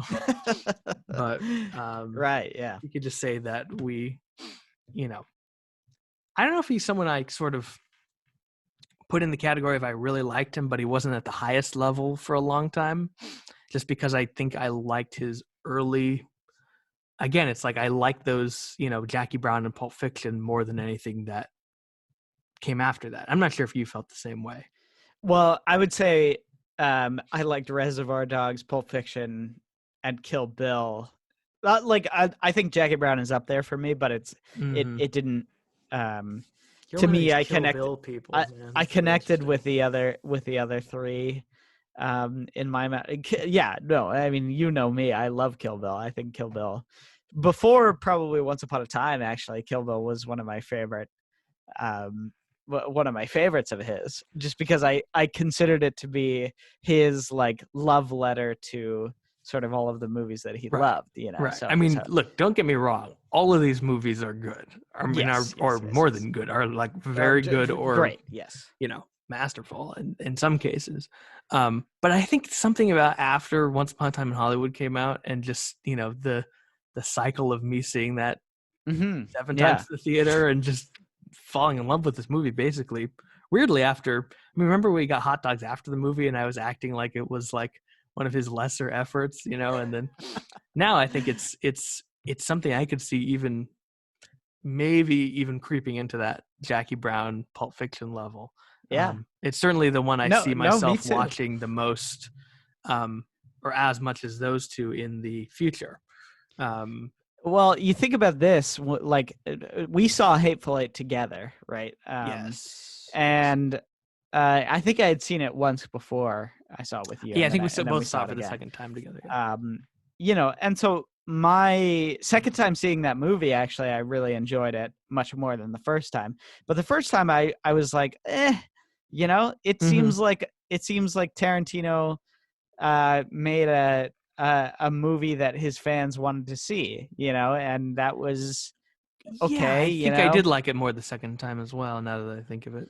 Yeah, and the first time I saw it, I was like, all right, well, the best parts of the movie, the parts that I really enjoyed the most were when we were trying to figure out, um, basically who the devil was in this Mm-hmm. scenario, Oh, So and by the way, you can see the Thing influence on that movie yeah, is like 100%, crazy. How 100%. much it's you could see that. I mean, It's not just almost Morricone and yeah. Kurt Russell, But Yeah, anyway, no, it's almost I don't want to say it's verbatim, but it's very influenced by that movie. But yeah, I mean, I think the second time I watched that movie, I was a little warmer on it, and I enjoyed it a lot more. And then I actually watched it recently with my roommates, and I had a ton of fun with it. So, mm-hmm. And I was surprised at how that movie really warmed up for me, because that first time I had actually really soured on Tarantino as a director, because I was like, well, he makes movies for a particular audience, and that audience wants him to go a certain way, Mm-hmm. And that was kind of the vibe that I got from his from my first viewing of Hateful Eight. So, like, I was gonna say, if you asked me in like 2016 or whatever, like, I think I would have said Tarantino was probably in the lower category, maybe Mm-hmm. lower than like someone like Cuarón or some, like, Mm-hmm. I don't think I would have considered him to be as high as I do now. But after rewatching Hateful Eight a couple times, after rewatching Django a couple times actually, Mm-hmm. and after watching Once Upon a Time, which I think is just, I don't even want to say a complete return to form, because it's almost like it's almost better than anything he's ever done in certain aspects, Yeah, I mean, it's not return to form because I don't think he ever really he's never like lost it or anything. Like, I think all the movies post Jackie Brown are really good. Yeah. And some of them, like Django and maybe Inglourious Bastards, are kind of great. I think Django is definitely a great movie. It's just that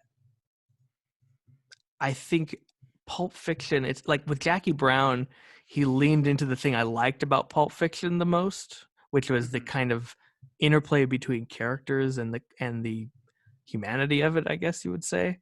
And then after that, it's like he did all the things that like were the more popular things about Pulp Fiction, which are like the element of revenge and violence and just kind of like over the top quality.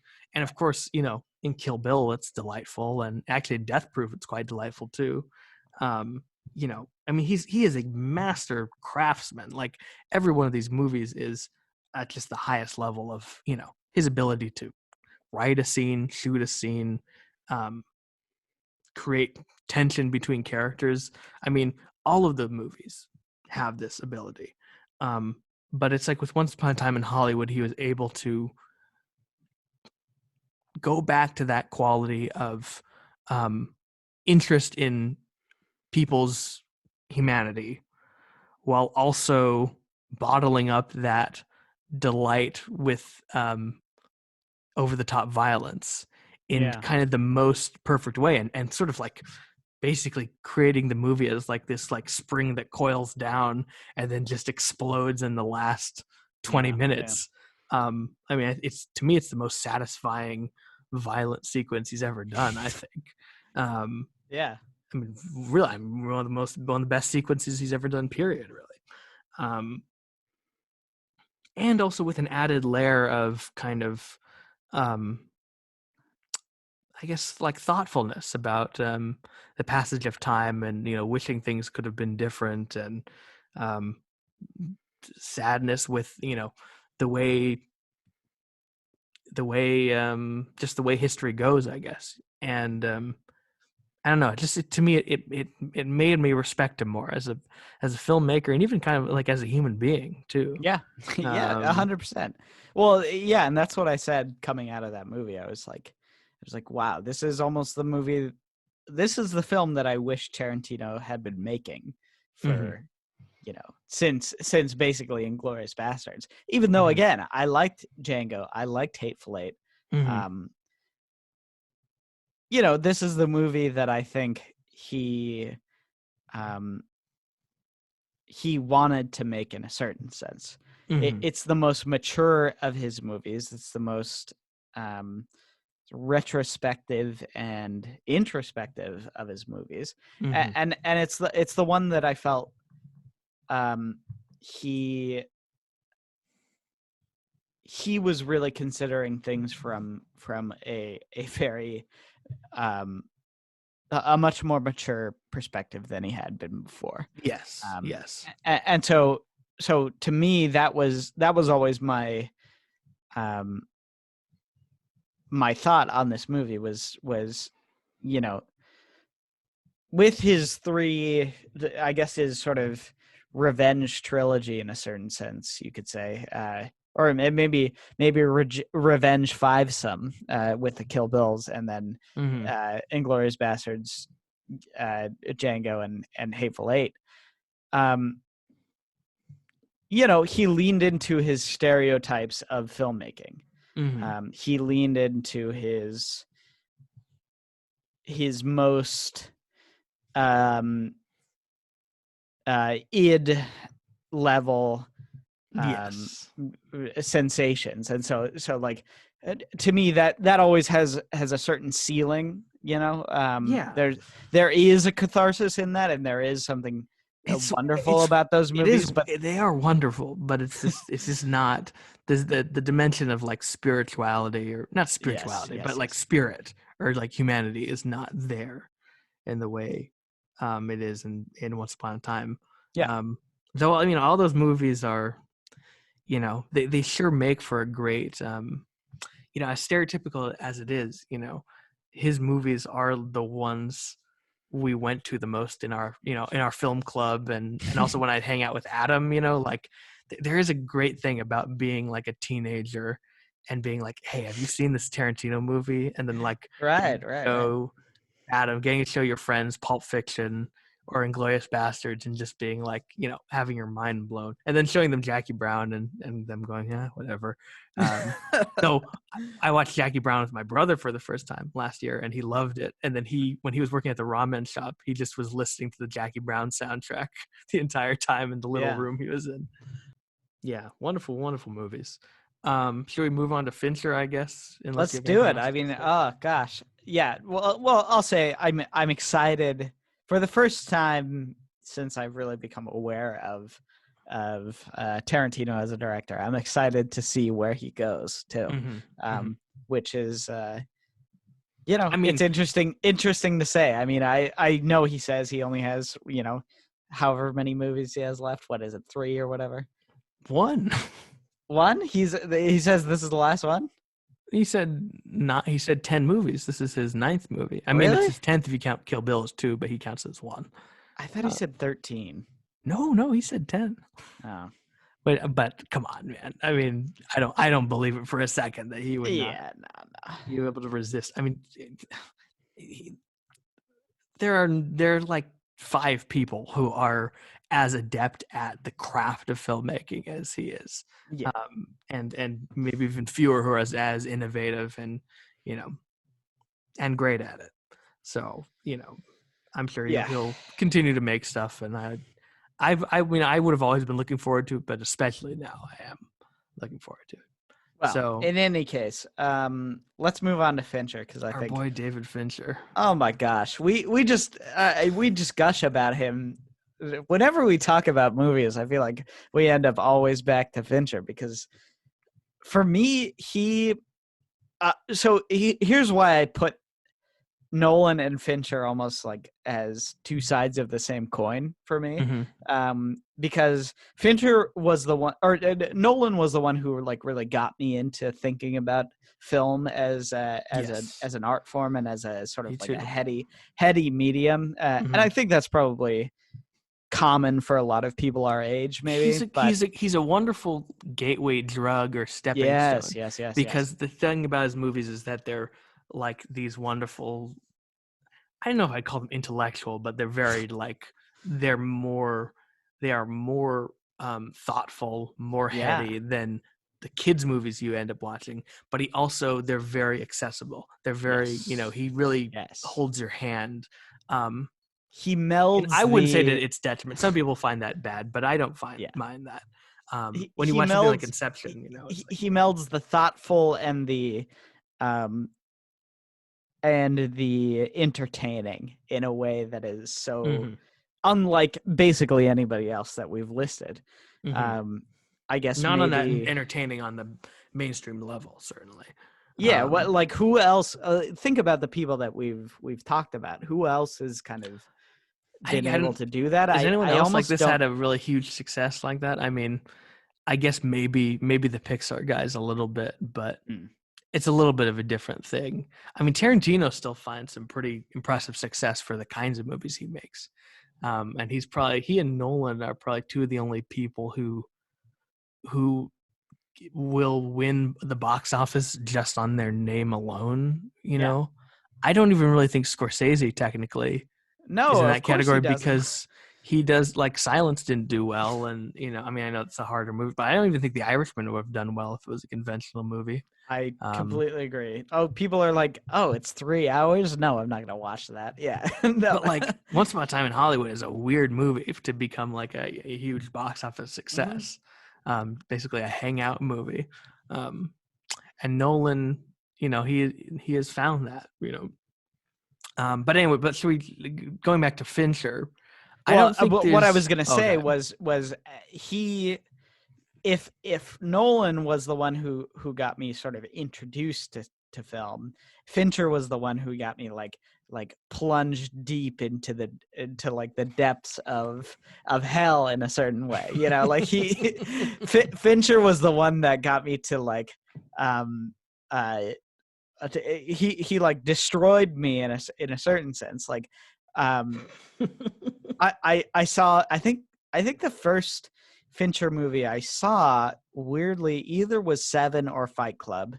But I would say Seven was the one that really just like completely fucked me up. Yes. Yeah. Fincher. Yeah.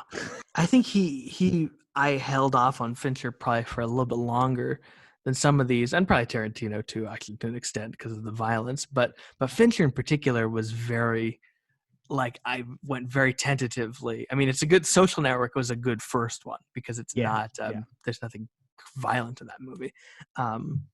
But I remember Seven, I think, not only was a movie I just heard about, but I remember like looking at the packaging in my dad's DVD, and the packaging is like, I should show it to you because it's a lot cooler than the Blu-ray. It's like designed like John Doe's journal, and you pull it out, and it's like sketches, and it looks crazy. And I remember reading the parental guide rating, which is like grisly aftermaths of horrific and bizarre killings. I can remember that.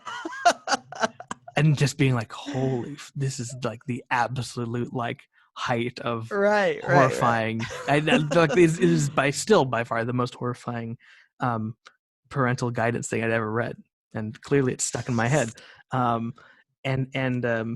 And I remember that movie also because my parents, I think they used it to scare me or something at one point.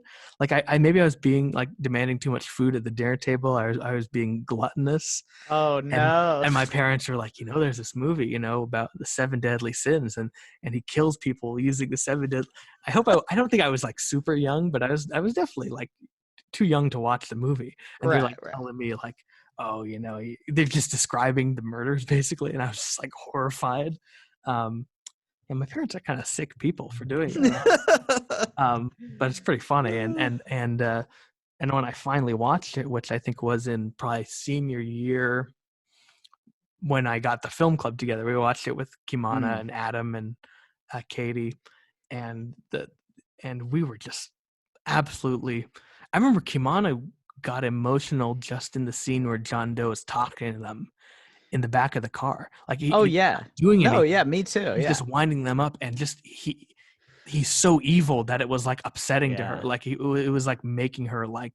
Well, actually, the scene that did it for me, even before that, was when he walks into the police station and he's covered in blood, and he says "detectives," and it's one of the most chilling moments in film. It literally still gives me chills every time I see it. I mean, it's just, I know it's gonna happen, and it just, Spacey won the Oscar that year for Usual Suspects, but I honestly think he should. Probably his greatest performance, honestly. 100% agree. I love that they hid him from. I knew he was in the movie, but like everyone, you weren't supposed to know he was in the movie. Like they don't put him in the credits and everything. Nope. But yeah, just a perfect movie. Everything about that movie is great, and it's one of the darkest. And it's sort of like we're saying about The Thing. It's like if you can go as dark as you want to in film, but if you have an understanding of what the movie is about and what you're saying with these characters and understanding their humanity, because the relationship of Freeman and Pitt is really like wonderful in that movie, and ultimately devastating. The sequence that I didn't really connect with on first watch, but that I've thought about maybe the most of the entire movie is the dinner scene. With Paltrow, where they're talking. It's like so awkward, and then the whole house shakes, and I don't know. There's something about that moment that is so unsettling to me that I don't know. Maybe it's because I've lived in a house where the train passes by for basically 5 years. I lived in a house where where the train drove by next to me every 10 minutes or so, and there's something about that. I think when I was living there, before I sort of got used to that noise, I guess that was the scene that popped up in my mind basically. every time the train moved past me. That's not a good feeling to be in real life, and thinking your current life, it reminds me of the movie Seven. Yeah, no, exactly. But we could gush about Seven forever, so let's move on to some other. I don't know, we can't go through every one of the man's movies, but like really, it's even with Alien 3 and and Benjamin Button, which Alien 3 is not terrible. It's more just like so-so. And Benjamin Button is like solidly good, but it's like a little bit lower. Even with those movies, I think he has one of the best batting averages of anyone. Other than Nolan, I think actually is another one who's pretty unimpeachable. And maybe I don't know, a few others, but just to run down the list of if I'm thinking about like what are the best Fincher movies in like, again, in ascending order, it's like Gone Girl, Panic Room, The Game. It's like that's the lower tier of his great movies. I haven't seen The Game, so yeah. Oh, we gotta watch The Game. The Game and Alien 3, I think, are the only ones that I haven't seen. Yeah, Alien 3. What? Oh, and Girl with a Dragon Tattoo. I haven't seen that either. Yeah, God. Yeah, and then I don't know if you totally can count it because it's like he didn't direct all of it, but he's definitely the voice of the show. Is Mindhunter, right? Yeah. Which is spectacular. Yeah, fantastic. And then Dragon Tattoo, and then Zodiac, and then Fight Club, and Seven. And my personal favorite is The Social Network. Right. Though, I mean, that could definitely could oscillate between like Fight Club and Seven. Like those are definitely the big three. Yeah. I mean, that movie just grabs you from the first scene where he gets dumped by Rudy Mara. I've probably seen that scene like 50 times, and just it gets funnier and funnier to me. Just how little of a clue he has. Yeah. It's like so devastating. And of course the hacking scene, which is like probably seen 100 times. There's just so much. I mean, talk about another quotable movie and rewatchable movie. I don't know. If there's any other Fincher stuff you want to highlight? I mean, we could. A lot of these guys, I feel like we should expand these into full. Do a full episode on these. The fact that we talk about them so much. I mean, I think this is probably best if we keep it short, just considering the fact that we want other content to do. We literally went entirely through history, so yeah. But so you're done with Fincher for now. Yeah, I mean, I think, like I said, Seven is the movie that basically broke me. And I feel like it informs your taste a lot too. Like I feel 100%. And me too, honestly. I mean, we like sick movies like Fincher's. I mean, I love the vibe of his. Like Seven, actually less so because it's so upsetting, but like the vibe of Mindhunter and Gone Girl and Zodiac, especially. It has that creepy quality I've talked about before. But to move on to who's both of our number ones, I guess, for this decade. Yeah, Christopher Nolan. It's funny, we have the same like top five basically. On our number, almost, yeah. Yeah, I mean, we have many parallels in our taste of movies, and Nolan is, you really could make a case that Fincher is the better director than Nolan. Like I think he's made probably more great movies. He's a tighter craftsman than Nolan, certainly. Mm-hmm. There's much more precision in Fincher's movies, and I don't know. I think it's in a way, for me, it's just a very personal thing. Like the kind of foundation of my burgeoning interest in film was Nolan. Though I would say I do think Nolan's movies have, again, that quality of like, I don't know, greater kind of emotion. Like his movies move me more than Fincher's movies. Like I wouldn't say any of Fincher's movies are in my like all-time like top 25. Mm-hmm. But for Nolan, I mean certainly Inception would be in the top 10. I don't think any of Fincher or even like Tarantino's movies have moved me as deeply as some of the stuff in especially in Interstellar and Dunkirk. I mean, I don't know about you, but there's some very moving. Again, I think it's something kind of like Spielberg, where some people find it schmaltzy, but I think it's just very open-hearted and pure in some of those scenes in Interstellar. I watched Interstellar with my mother, and I think I appreciated it more than I ever did seeing with. I mean, for one thing, I think it became one of her favorite movies ever, seeing it for the first time. But yeah. Well, every time I've seen it, I've liked it more. It's funny because I think weirdly Tarantino might be the first director on this list that I've seen every single one of his movies. Is there Death Proof? Oh, sorry. Did I say Tarantino? Yeah. No, Nolan. I meant Nolan, obviously. Because we're talking about him.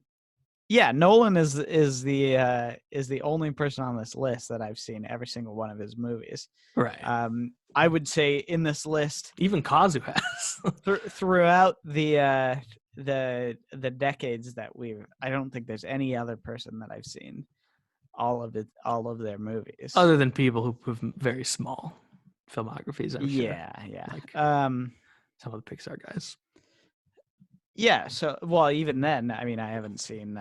I've never seen The Iron Giant, so Have you seen Cars 2? Yeah, I've seen Cars 2. Does that mean I? That means you've seen every Lasseter movie. Yeah, I guess. Sounds like so. you need to revisit some of them, though. But anyway, let's not get off track of Nolan here, because Nolan is. But and I guess I can speak the most in that sense to the fact that I think he just has an incredible lineup.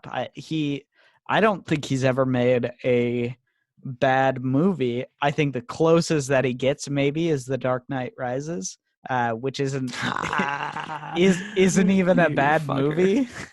The Dark Knight Rises is a banger, man. That shit's great. I love The Dark Knight Rises. I mean, maybe that makes me an idiot. I'm willing to own that. But do you think Following is his worst movie then? Probably. Yeah. But even then, I mean, I enjoyed Following for what it was. It's a really very good movie. And certainly for its means. I mean, it's just, it's for the limited means. Yeah. I used to be like the guy who said The Prestige is no good, but then and then you watched it again. Yeah, it's pretty good. I mean, since we've all both seen all his movies, like, tell me, what would your rankings be of them? Well, that's so hard because I thought you could. If you can't do it off the top of your head, I'll tell you mine. I guess The Dark Knight probably is my number one. I don't know. It might be The Dark Knight, Dunkirk, Inception, or maybe Inception and then Dunkirk. I guess it depends on the day, probably. Mm-hmm. And then Prestige, Memento,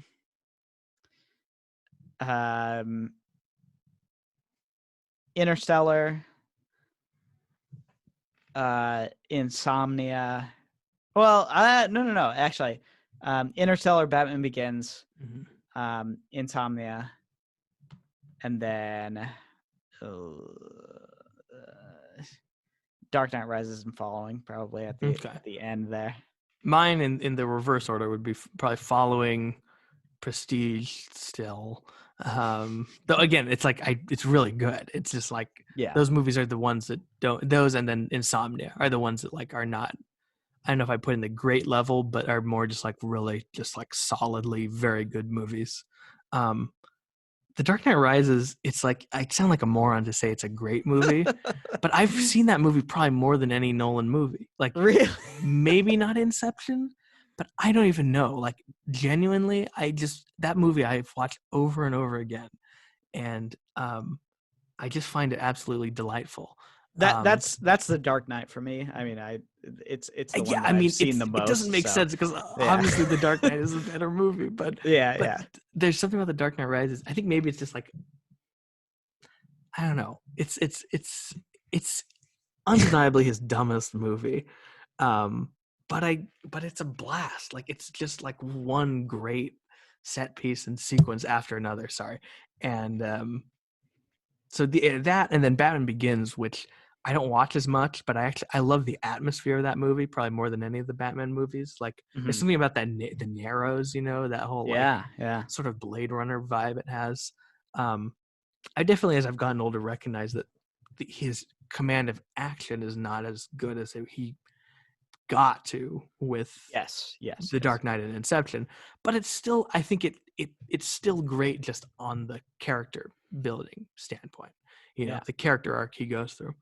So Batman Begins, and then I probably would, and then you're into like the absolute great tier where it's like Memento probably, which I used to think was like really great, and I saw it again and I was like, it's still really great, but it's not my. It's actually a difficult movie to rewatch, I would say.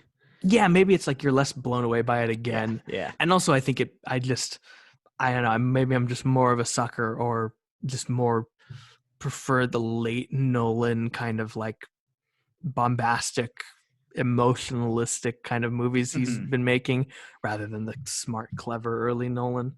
But I mean, it's a great film and incredibly innovative one. And then probably like Dunkirk, Interstellar, And then we're getting to like masterpiece territory here. The Dark Knight and Inception. I don't actually know with you. What was your first introduction to him? It was either The Prestige or The Dark Knight. The Prestige, really? Yeah, weirdly, it might have been. Did you see The Dark Knight in the theater? It might have been Batman Begins actually before The Dark Knight. Okay. Did you see it in the theater? I didn't. No. I did not see The Dark Knight in theater.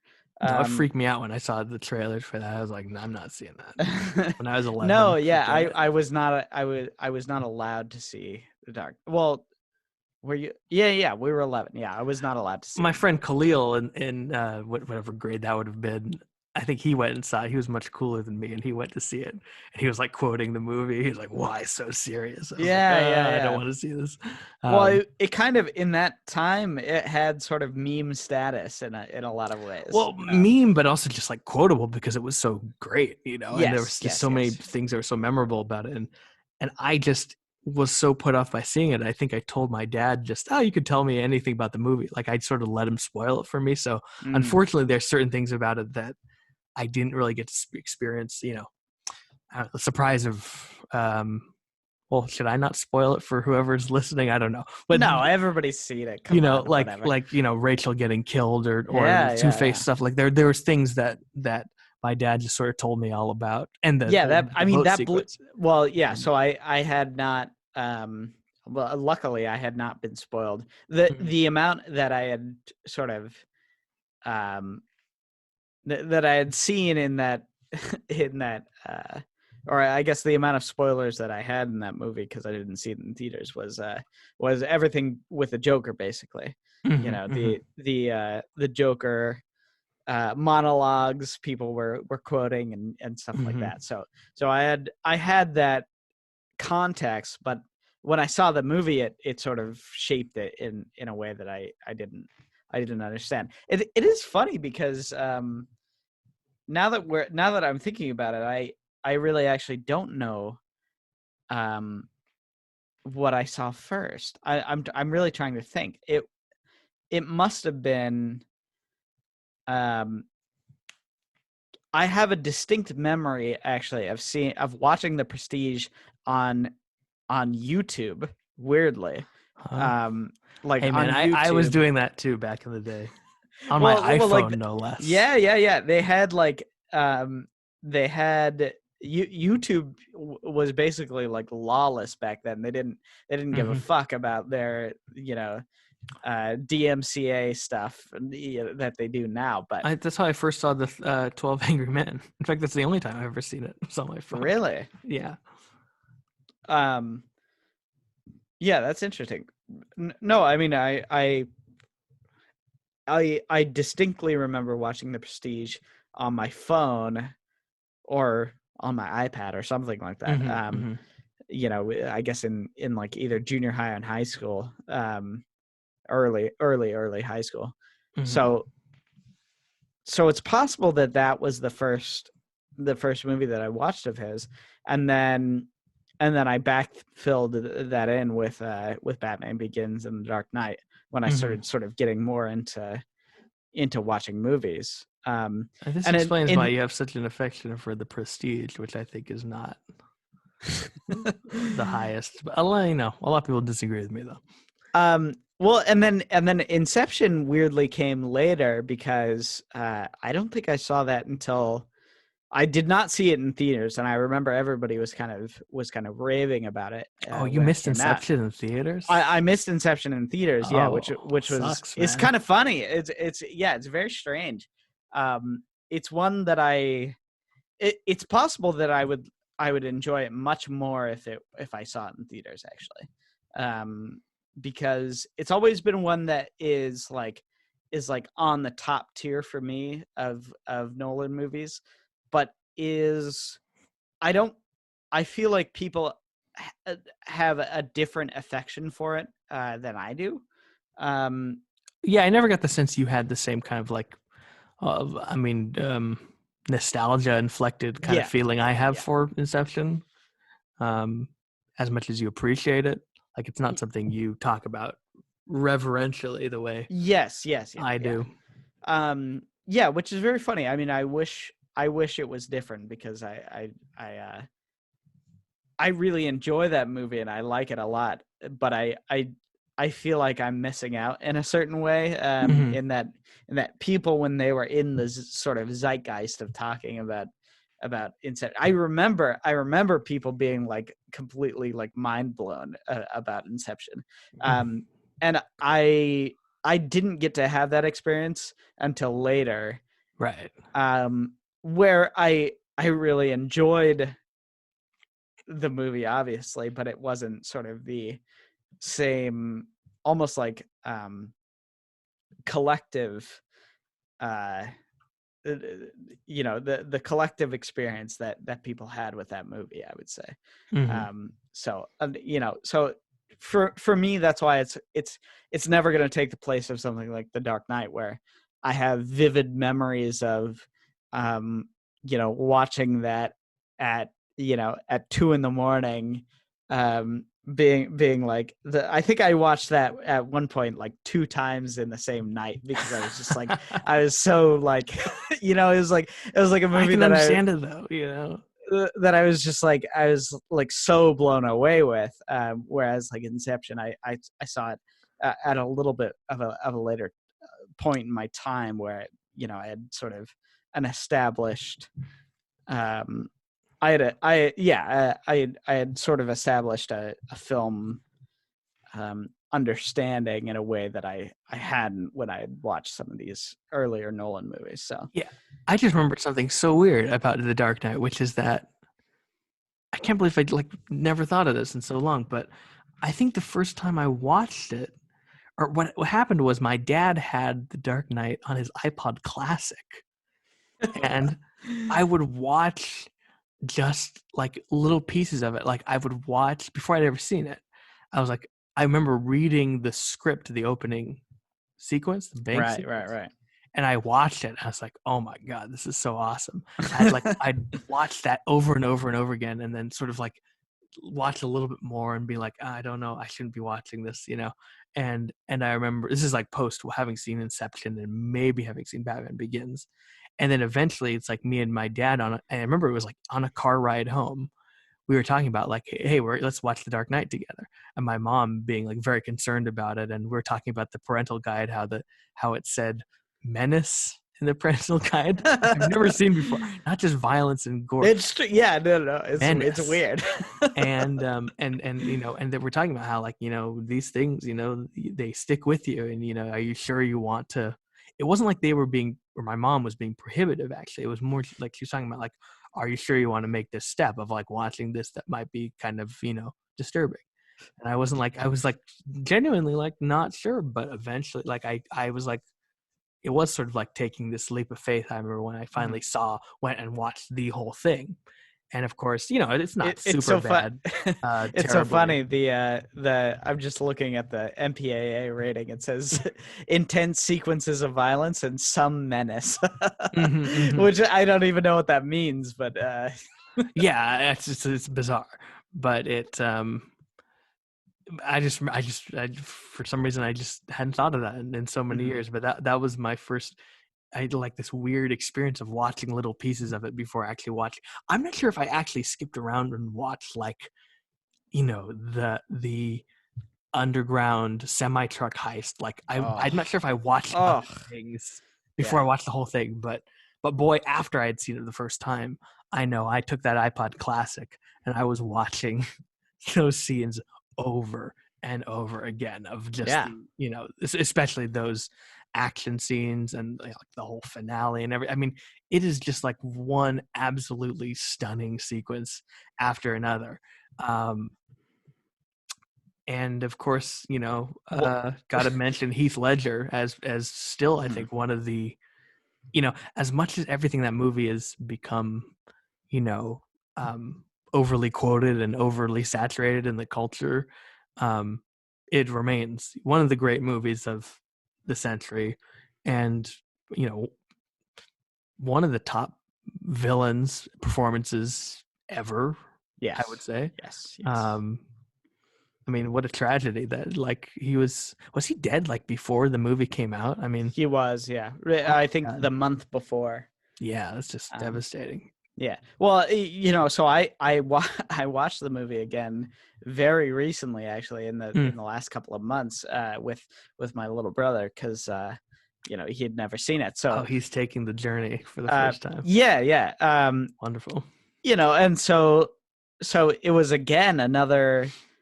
We watched Batman. I think we watched Batman Begins first, or we might have watched it after, because I was so excited to show him The Dark Knight, because I think it's a much better movie, even though it goes against sequence to watch it that way, but and I was just reminded of how nonstop that movie is. It just is go from you mentioned one time it's like a mini series. It is. Like it almost is. The amount of story he packs into that 2.5 hours is really the sort of thing you see in a whole season of television. Oh yeah. It's a wonderful thing to behold. For me, the Inception thing was certainly, I definitely fall in that category of that was, I mean, not only the gateway to Nolan, but like the gateway to movies in general, where it's like there's before Inception where I would never see anything that was not animated, basically, or a children's movie. But then, and seeing Inception in the theater, like my dad, it was sort of like almost like a mirroring of me when we first saw Finding Nemo, where my dad went and saw it first, and then he's like, came back, he's like, I think you're ready to see this movie. I'm like 13 years old, like never seeing this movie. I'm like, all right, I'll take the chance. And of course, Inception is not disturbing at all. And just, it was definitely the first time after seeing that movie where I was like, I want to like explore who this filmmaker is, right, and see all of his movies, and not just the Batman movies, but I went and found, watched Following on Netflix, and watched, went and found The Prestige and all these other movies too. And I remember like the anticipation of probably the first time I was doing that, where I was following the news of the new movie. Like I would periodically check IMDb to see who was being cast in the movie, and like as the list was like spreading out of The Dark Knight Rises, I mean, probably could have been, other than just the yearly excitement of seeing the new Pixar film, it was the first time I remember being excited to see the new film by someone I really like. Was seeing Dark Knight Rises, and it, me too, actually. Yeah, me too. Yeah, I had that same experience. Like, do you remember that? Just the excitement of going to see that. Remember. Oh my God! I have a vivid memory of it was me and my good friend Sam. We waited in the theater. We saw the first showing on the first day. We waited in the theater. It was weirdly, it was like it was a morning showing, so it must have been like that Thursday or whatever, or that Friday morning. And we were like expecting there to be a big long line, and there wasn't anybody. There was nobody. So we got there 2 hours early. They let us into the theater, and we were sitting there hanging just hung out for 2 hours. 2 hours in an empty theater. Nobody was there. It's actually one of the